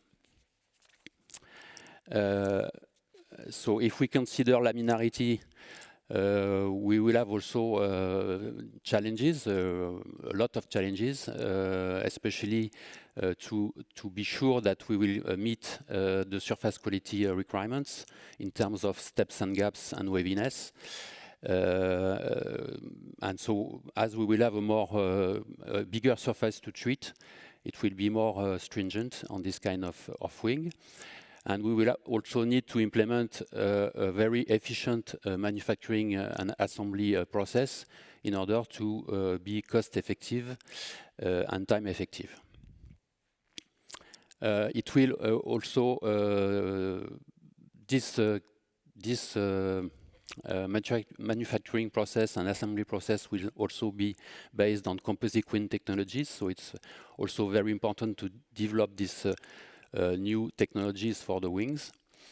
And we will have to master the electrical ice protection system with several challenges to be tackled. I would mention especially the integration of heater mats in the leading edge, also and the compatibility of the electrical balance versus the available engine offtake. But it's clearly one of the main challenges, the mastering of these AWIPs on the laminar wing. And as I said before, the control of an aircraft which will be more flexible than the existing aircraft due to the aspect ratio and also the control of its flutter. So first, with regards to the activities carried out in Clean Sky 2, so the first part of the presentation is dedicated to NLF applications. So in Clean Sky 2, we have a lot of different activities on laminarity, not only in airframe ITD, but also in LPA. So we can see here that we have we are working in 3 different fields. The aerodynamic field, the structural design field, and also the manufacturing and service life field. So we have several projects which are running or which have been completed in Clean Sky 2. And so I would like to make a particular focus on the blade project, which was already mentioned by Sebastien at the beginning. So we will go to the next slide. Here we can see globally what is the blade demonstrator. So it was started in smart fixed wing aircraft in Clean Sky. And so for the design and manufacturing, and the blade flight tests and the data analysis were performed under the airframe ITD. So in total, the aircraft flown 184 hours within 61 flights. You can see the breakdown in 2017, 2018, and 2019. And the last flights were carried out in August 2019. With regards to the exploitation, it was done within the airframe ITD, as already said, and it was completed mid-2022 with a final workshop which was carried out end of June or beginning of July. So in the blade project, some flights were carried out with surface imperfections. So it's very important to secure the criteria for the manufacturing of laminar wings. And so that's what we are carrying out currently. And so we are terminating currently. And also thanks to this exploitation, we have resetted the criteria which will be used for the manufacturing. So a very important project which have been carried out in Clean Sky and Clean Sky 2. So with regards to the work of Onera within Nacor on laminarity, so they have worked with us, Dassault Aviation, on an NLF HTP with the optimization of the aero shape of the HTP. And they have performed some transition location simulation.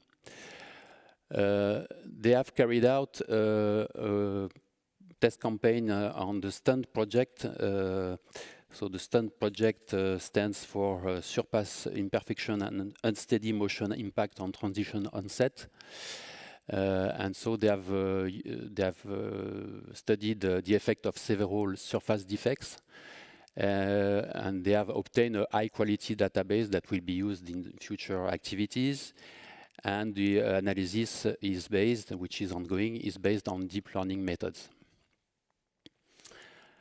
So you can see an animation of a test with to study the effect of unsteady motion on transition.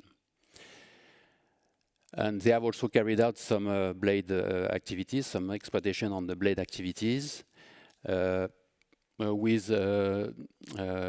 using linear stability theory, so LST, to analyze the transition location. And also they have studied the impact of acoustic excitation on the transition. DLR has also carried out some activities to exploit the data. So they have also used LST to analyze the data and also the more advanced non-local approach based on parabolized stability equations, so PSE. So you can see, and they have compared the results of transition n factors to previous flight test campaigns. And so the result was that there is a good agreement between what they have found in the blade test campaign and the previous flight test campaigns. And they have also worked on the analysis of the effects of 2D steps on the n-factor development by using a toolchain which gather RANS, so Reynolds average Navier-Stokes PSE, and also adaptative harmonic linearized Navier-Stokes. And this toolchain has allowed to study the two steps, the effect of the two-step singularity on the n-factor development. And you can see on the bottom right a curve showing the effect of the backward facing step, so using this methodology. For DLR, the blade flight test was also the occasion to use hot film sensors. So hot film sensors were used in addition to IR measurements to determine the local and laminar turbulent status of the wing boundary layer. So you can see the location of the hot films installed on the leading edge as well on the upper and lower wing surface.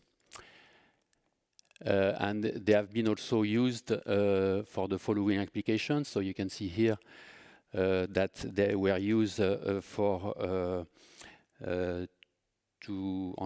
the wing surface to gather timely high resolution information behind the steps. So the results were compared to stability analysis.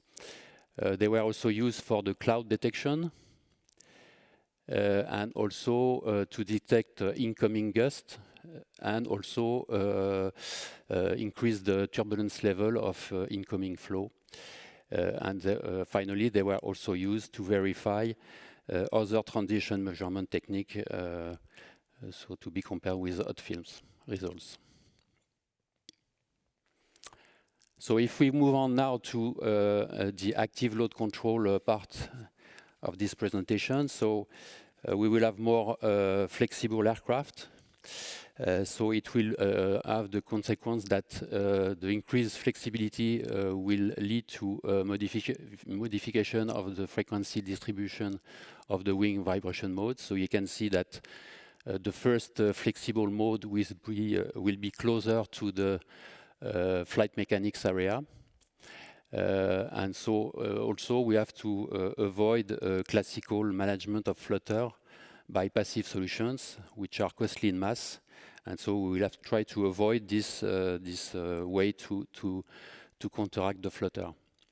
So the objectives of the part of this activity will be to rethink the strategy and methodology of the flexible aircraft in a global way, to find the best compromise between the flying and handling quantities and the aircraft weight, to study, apply, and evaluate this active control strategy, making it possible to control the dynamics of the flight of the flexible aircraft, and also to identify the impacts of the flight control system, so the updated flight control system on the overall architecture, and in particular the hardware, so the sensors, the actuators, and the control surfaces.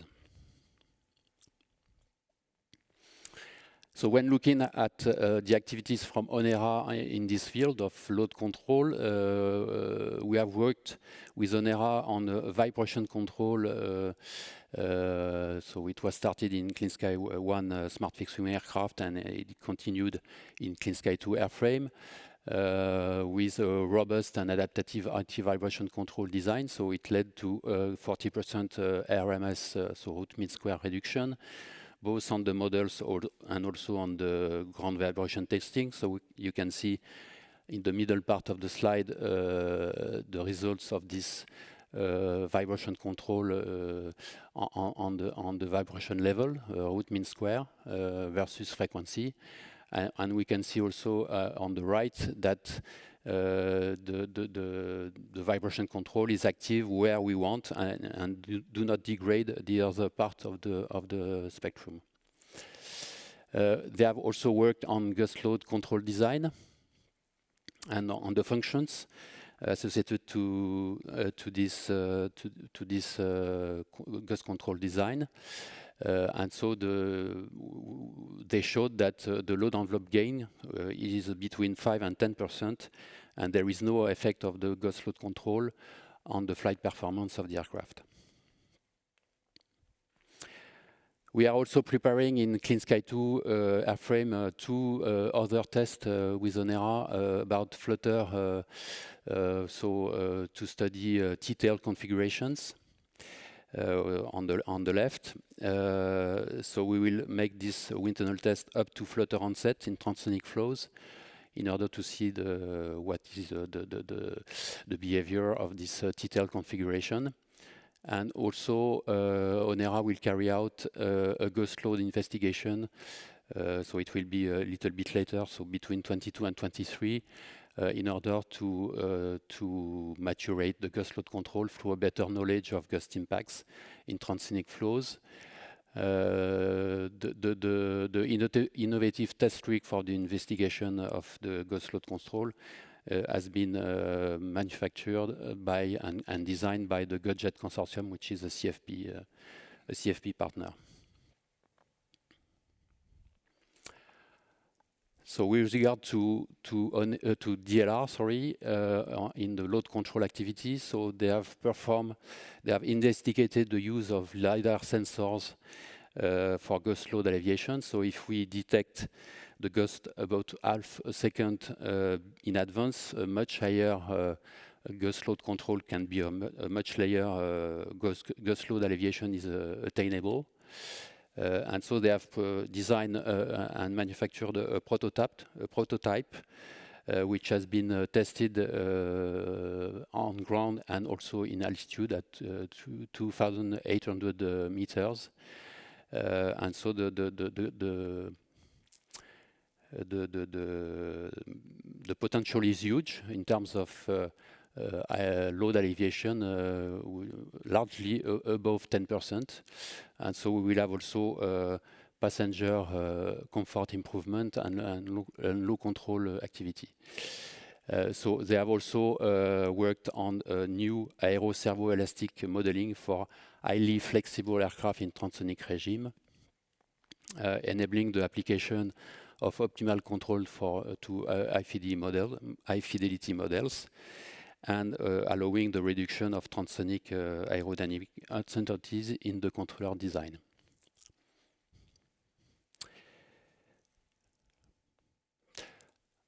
With regards to the outlook, and this is my last slide, the outlook for future activities.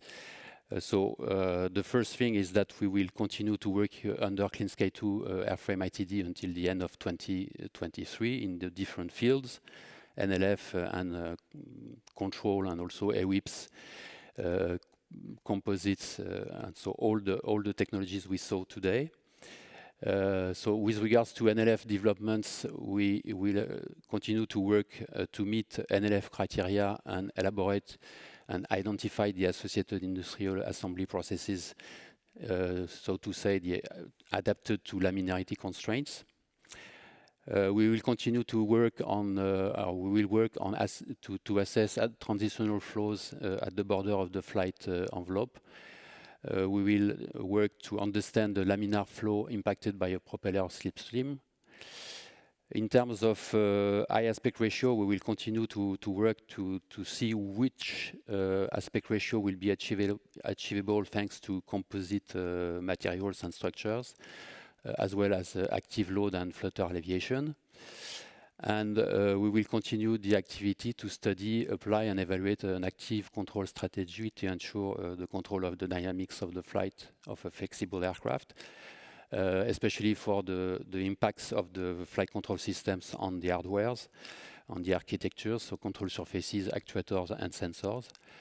And we will also prepare, so it will be more in clean aviation, the certification of aircraft equipped with an high aspect ratio wing, including active control. And so for that, we will work on the new means of compliance, which will be necessary to demonstrate the efficiency of these kind of functions in flight. So that's conclude my presentation. Thank you for your attention, and I'm open to questions.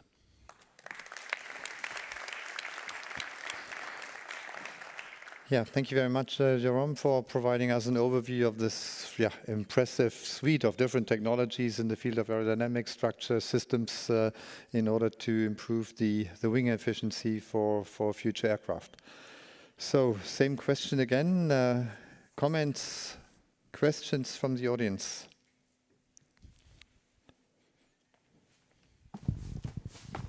Yes, there is one, yeah.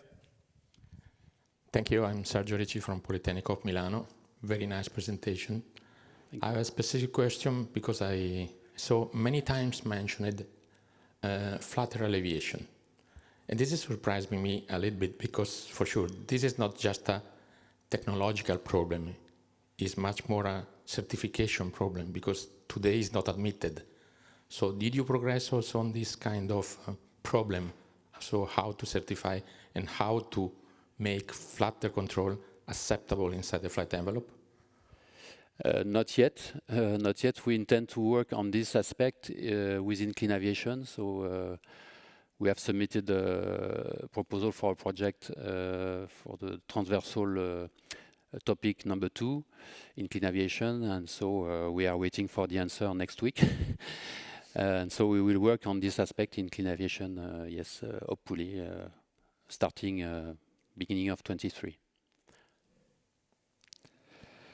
We will have a demonstrator inside this project, if it is launched, to demonstrate that we can, in flight with scale flight testing, demonstrate the efficiency of the control functions. Mm-hmm. I won't tell you now whether you are in or out. We'll see that next week. Yeah, exactly. Comments, questions, other? On the left-hand side, you are pretty quiet up there. So there is one, yeah? Yeah, I see that. Just in the back there, please. If you shout very loudly or... Yeah, the microphone is coming.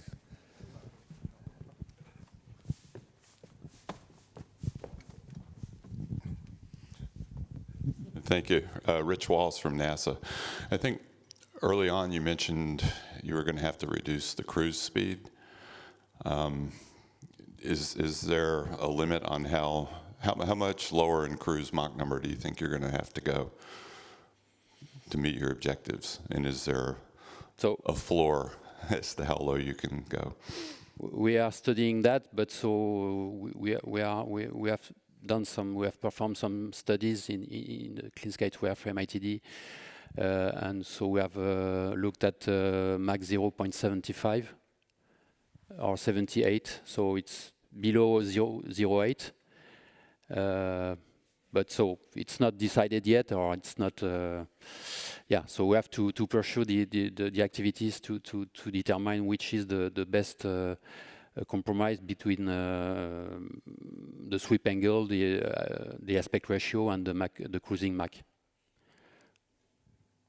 Thank you. Any other comment? Any other question? If that's not the case, then we are moving over. Thank you very much, Jerome. Thank you. We are moving over to the last presentation of this morning, and this is about what we call technology evaluator. So, and the big question is, what does it do when you put all those different technologies into different aircraft concept? What does it do in sum? Is it going to lead to the requested reduction in CO2, in NOx and in noise? What does it do finally? And in the context of the Clean Sky program, the Clean Sky 2 program, we have developed a model, a technology evaluator with different concepts where those technologies, those various technologies are being embedded, and then we can forecast the results. And Jean-Francois is going to introduce that TE concept to us and the final results as we have seen them in the first assessment, which has been performed just about 15 months ago. So to Jean-Francois. Jean-Francois has studied mechanical engineering. He holds a PhD in unsteady measurement technologies. Then he was for about 10 years an associate professor of machinery and propulsion at the von Karman Institute in Belgium. Then in 2014 he joined the Clean Sky 2 joint undertaking, and he was in charge of the engine research programs. And now since 2022, so beginning of this year, he has taken over an organization which is called Technology Office in our organization. So François, please. Thank you very much, Axel, and good morning, ladies and gentlemen. If I ask you what is the technology evaluator, and even if you don't know, you would probably guess it is something that evaluates technologies. But the real question is, which technologies, how are they selected, and how is all this evaluated, right? So I'm going to tell you more about this today. And the first global assessment, obviously, if we say there is a first, there are more to come. Actually, there will be a second, and that will be it for Clean Sky 2. At the end of the program, we will close the evaluation with this second global assessment. And why global? Because this assessment goes up to a fleet prediction of the air traffic up to 2050 to understand what is the environmental impact of the work that we are doing. But before I start, of course, I would like to acknowledge all the good people that have been working on this. Most of all, the DLR team in Cologne, the team of Ralf Berghof. They are the ones that are working on the grant agreement for the TE and have performed this airport level assessment and fleet assessment. Thomas Steele was in charge of the mission level assessment. And on the right-hand side, you see all the people representatives of the ITDs and IADPs. These are the guys that have done the aircraft design at the concept level. So the technology evaluator, Sebastien showed it this morning. We are developing a lot of technologies under the ITDs and the IADPs. So technologies for airframe, like Jerome was showing, and Jörg this morning, for engines, like Christophe was showing, for systems. At the level of the platforms as well, in LPA, in regional, in fast rotorcraft, you saw all of this. And all these technologies are fed into the technology evaluator that will look at what what can we select there from this menu, if you wish, or from this catalog, and integrate at the level of an aircraft concept and evaluate its potential environmental impact. So the first global assessment was addressing two major aspects. First of all, the environmental impact. I will mainly focus on this today. But the first assessment was also including some socio-economic impact assessment, not including the famous COVID impact, because this assessment was finishing actually as we were entering, unfortunately, in the pandemic. However, in the meantime, the joint undertaking has commissioned a specific socio-economic study that has been carried out by Roland Berger and Oxford Economics after a call for tenders. And if you want some bedtime reading, the full complete report about that is available on our website. The first global assessment, as I said, is the first one. The second one will be coming. This is an interim progress report. We are looking at, let's say, at this stage here where we are, and we will try to conclude in the second assessment at the end of the program. The results have been put together in a synopsis report that is also available on the website. This is very short. This is 15, 16 pages, an executive summary, if you wish. But we have also the full technical report that is really giving you all the details, including, if you are interested, all the details about the technologies which are on the concepts, which I will just, sorry for that, briefly show today in the presentation. So again, a little bit more bedtime reading for you, if you like. Then I will continue now, first of all, with the assessment methodology. How did we do this assessment? It's very simple. It's 3 levels. The first one is including the technologies at the level of an aircraft concept, and we look at what will be the fuel burn and emissions over a typical mission profile. The second level is to look at what is the impact at the level of airports. Of course, this is also important for the citizens, the noise, the local air quality, and so on. And last but not least, this is the most important, is try to predict how the air traffic will grow by 2050, how many planes will be flying, have we been able to replace those planes by more efficient planes, and what's the impact at the global fleet level. So when you talk about fleet, how does the fleet look like in 2050? It's all about forecast and trying to look into the crystal ball almost, I would say. So DLR here has chosen to break this down into 2 time frames. The first one is called a forecast up to 2035, and the second one is up to 2050, where due to the uncertainty of all the factors, we have chosen to go for 2 scenarios. A high, meaning a further increase of the air traffic, which is depicted here in RPKs, revenue passenger kilometers, and a low one to see a bit where we, what is the uncertainty, let's say, of this forecast. Small note here, you see this is compared to the commercial forecasts of Airbus and Boeing. The DLR one here is a little bit lower. This is the dashed lines at the top, which are the commercial forecasts. And it is compared also to the ICAO Cape 11 forecasts. And here we can see that the DLR forecast is roughly in between, you know, in the most likely scenario. The assumptions here, of course, again, it was not anticipating that COVID would fall onto us, so this is not included here. And by the way, no war also, so no disruption into the global economic conjuncture. But nevertheless, the key drivers for this assessment were, of course, based on the main economical indicators like income per capita, GDP, the growth of the population, how the airfare development will look like. It includes also technology diffusion models to other aircraft classes which we had not modeled. It bases itself on the ICAO aircraft retirement curves model, etc., etc. I will not go too much into the details, but one point is very important here.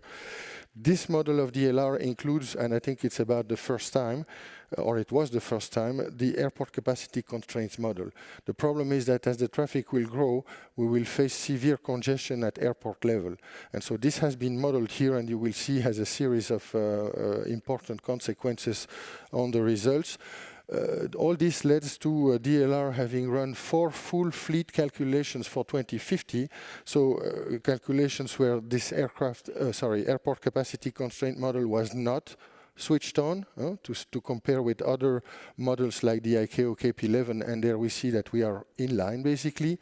And then other forecasts, high and low, with this model switched on of airport capacity.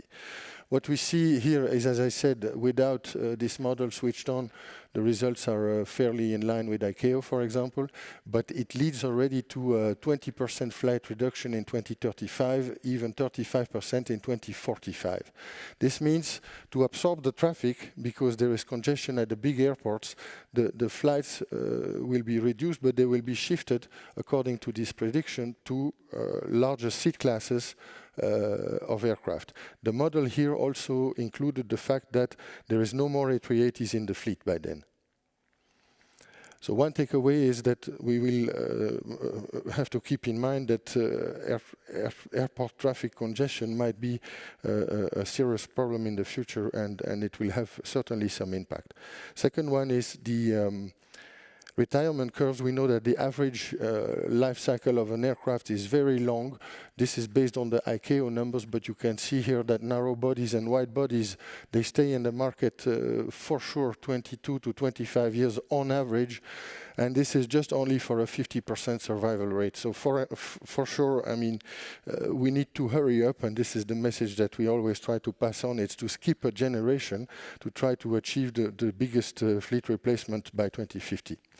Now the core of the presentation is about the environmental impact. The aircraft mission level, we start with the concepts. We have 11 concepts that we have studied thoroughly. 4 for the mainliners, including 2 for the long range and 2 for the SMR.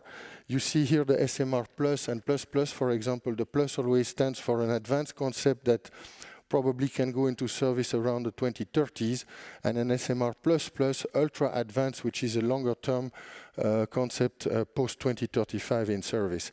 We have also 3 nice concepts in the regional market, TP90, TP130 and TP70, and very nice work also at the level of commuter aircraft, BizJet, and the tilt rotor and racer that we saw this morning also in the presentation of Sebastien. We have done the work here trying to define the concept aircrafts really clearly in terms of top-level aircraft requirements, clearly identified with respect to a reference aircraft, set the environmental goals, set the in-service target, and set the TRL closure at the TRL level at the closure of the Clean Sky 2 program. However, I need to tell you that the concepts that I'm being presented today, they have been defined already back in 2018, because it takes quite a while to do these fleet predictions. So these concepts here are including technologies which had supposedly a level of TRL3 already in 2018 to be viable to be included in the concept. A small note quickly on the reference aircraft. It's fairly okay for the mainliners, because here we clearly chose the A321neo, which entered service 2016, and the A350-900 EIS 2015. That's very clear and univoque. On the regional, we upscaled an ATR 72 from 70 to 90 packs and resized it. But sometimes in other cases, you know, if you change the top-level aircraft requirements, you don't find a machine that is really fit for purpose for comparison. And so it can be sometimes difficult and tricky, but we've been working on this as well. In fact, in the report you will see each aircraft concept is described in very much detail. It's a complex design optimization, and I want to say also that it's not possible to optimize for everything at the same time. We try to optimize CO2 and NOx, you know, engine emissions, aircraft energy efficiency and noise, but it's always a compromise between both. So that's a point that we need to keep in mind. And when you look at the middle loop here, where you see the architecture convergence, I can tell you that the results of these models, they come from serious work at the level of integrating, of modeling the aircraft, like in Panem at Airbus or in Grassem at Leonardo. Really a serious calculation, not just something on the back of the envelope. Few examples now, very quickly, only 4 I have picked out. I want to show you the results, for example, for the advanced SMR aircraft concept. Here, for example, so we stick, of course, with the tube and wing concept. We have taken the high bypass ratio turbofan engine, geared here, coming from the engine ITD. This is 9 to 12% of fuel burn benefit. The concept here includes NLF on the wings, HLFC on the VTP, etc. So roughly we obtain something like 70% CO2 benefit with this, I would say, fairly evolutionary technologies. On the SMR++, this is now a little bit more advanced in time in terms of EIS. It is based on the work coming from Clean Sky 1 on the contra-rotating open rotor, as you can see. That is here rear-mounted. Again, a concept which has NLF on the wings, which has HLFC on the HTP and the VTP, composite wings and tails, etc. We reach here something like 27% of CO2 reduction, and this is, of course, based also on the bigger contribution of the open rotor that can reach between 15 to 20%, as also Christophe said it this morning. So now, between the first assessment and the second assessment, we'll continue to work. The question on the SMR++ with open rotor is, are we going to stay with open rotor or go with ORAS? I can tell you already that the reason why Christophe was here this morning is because this is going to go to inducted single fans, of course. And on the SMR Plus platform, here the question was to see whether we go to the VPF that Christophe has presented as well this morning, or we stay with the high bypass ratio geared integral drive. This is also being concluded now as a study for the SMR Plus. On the regional front, very quickly, very nice results also here with an advanced machine, very large turboprop, very high propeller diameter, more than 20% of efficiency improvement. If you add to that again, NLF on the wings, advanced lift devices, etc. You can see what's all the goodies that have been put on it. You reach 34% with respect to the resized ATR 72. And for the 130 seat here, again, NLF on the wings and weight reductions due to advanced composites, etc. But unducted single fans at the smaller scale of the regional thrust class, but rear-mounted, here we reach something like 26%. All these numbers are based on CO2 per pax per kilometer or per nautical mile. This is the standard metric that we use. And although in many cases we actually did not touch the number of pax and the number of and the range. So the results are here. You can look at this into details in the report. We tick a lot of boxes. We still have some red areas which we were working on, but all in all, I think we can say that we have done substantial progress and that the program is on track to deliver. We are looking at the little red circles there to find solutions to crank up the numbers. And I mean, I have the results. They are not yet finalized, so they will be published in September, but I can tell you that it's getting better, so you can be reassured that we are managing to solve these problems. So at airport level, quickly, just one slide, simply to tell you that the point here was to look at noise reduction, of course, mainly, which is quantified in terms of percentage of the surface area of a constant level of noise. This is like 10 to 15% reduction here at the 60-65 dB line. And then in terms of, we look also at the number of people exposed to this level of noise and highly annoyed. I mean, so this is 10 to 25% reduction. And in terms of pollutant emissions, CO2 is reduced between 8 to 13% and NOx between 6 to 10%. At the fleet level now, this is the last part of the presentation, we try to understand how the world will look like, or how the skies will look like in 2050, and what is the impact in terms of CO2 and NOx mainly. Yeah? So what we can see here on this graph is a tentative to understand how much of the fleet could be replaced by 2050. The high scenario says 75%, the more pessimistic scenario says 70%. Okay, we can debate on that, but one thing is sure is that probably 25% of aircraft will be remaining in the fleet as legacy aircraft. But if so by including all these new concepts into the fleet calculation, adding their benefits, which you saw were roughly between 20 and 30%. If you replace 70 or 75% of the fleet, then the impact at the fleet level is like 15% of CO2 reduction per available seat kilometer and 31 for the NOx. Of course, again, we come back to the same conclusion once again, is that we have to target the earliest entry into service to bring those aircraft into the fleet, again, because of the issue of fleet replacement and so on. And we need to accelerate, of course, the technology maturation. Again, the buzzword, skip a generation. The study also showed, I touched on that already at the beginning of the presentation, that the trend goes to larger aircraft, and this is also a result, once again, of the airport capacity constraint model. And it goes also towards shorter range. Today, I mean, everybody knows this graph. In 2020, 50% of the traffic is on routes less than 2,700 kilometers roughly. But what you don't see here is how this is distributed across the market segments. Yeah?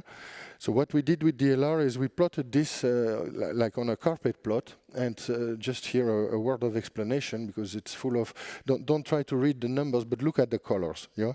So on the left-hand side, you have the market distribution from the small commuter aircraft to the large aircraft over 300 pax, and we look at flights here as the color carpet. In 2020 at the top and in 2050 at the bottom. And what we see is that, in fact, in 2020, most of the flights are in the SMR range, yeah? But this is shifting to larger seat classes, as you can see in the distribution of the colors, and on routes that are less than, here we can debate 3,000, but certainly less than 4,000.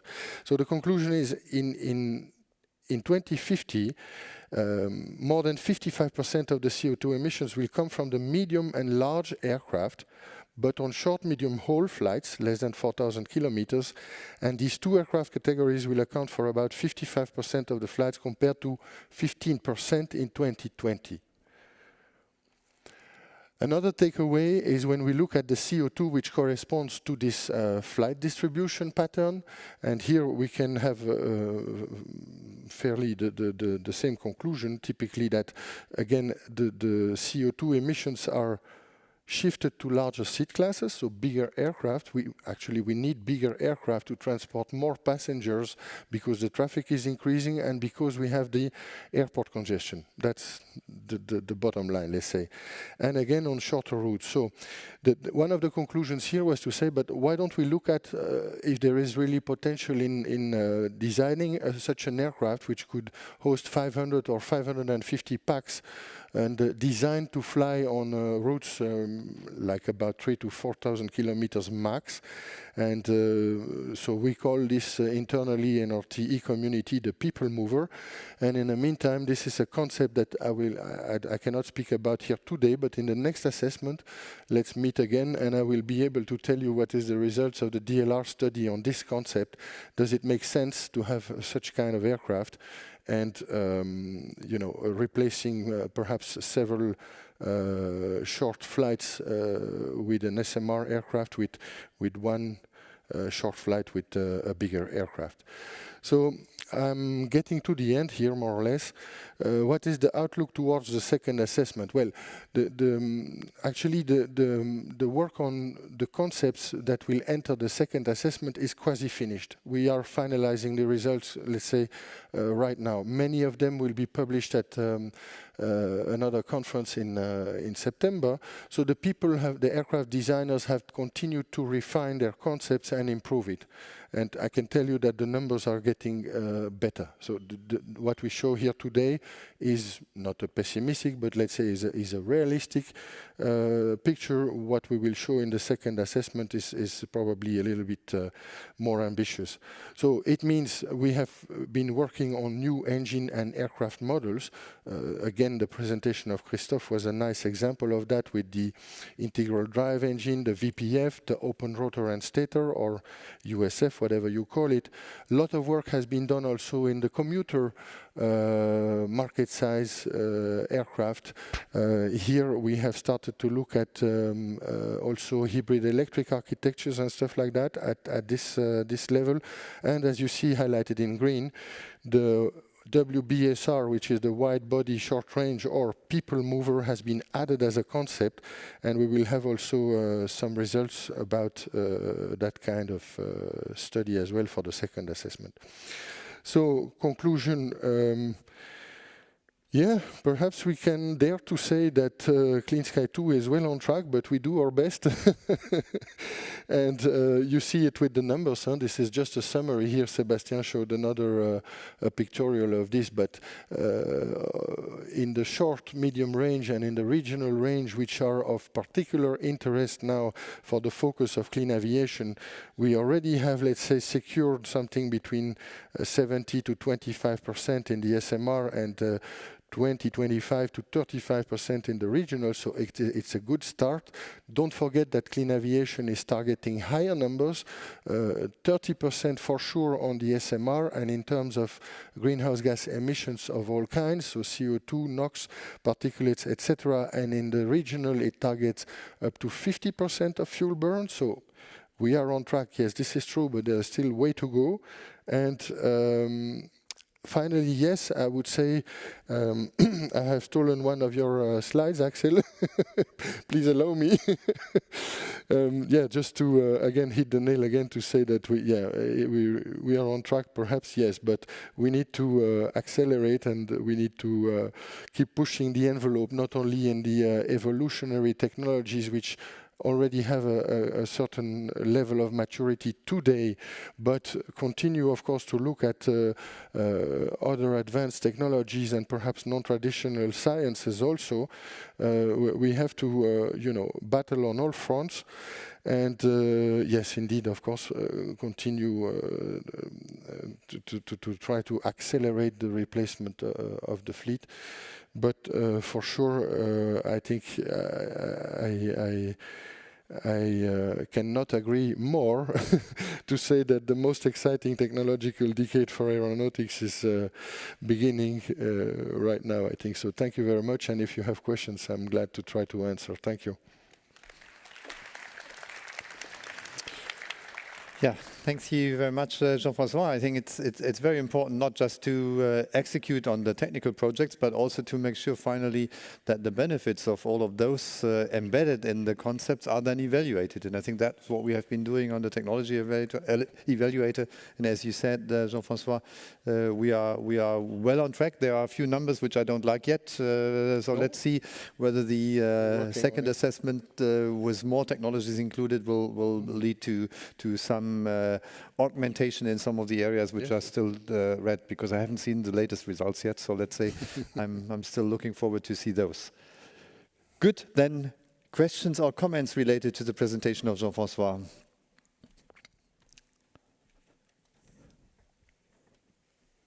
We need sunglasses here, huh? Yeah, it's difficult to see here. Anyone? Yeah, Bruno? Yes. Bruno, yes. Yeah, it's Bruno, yes.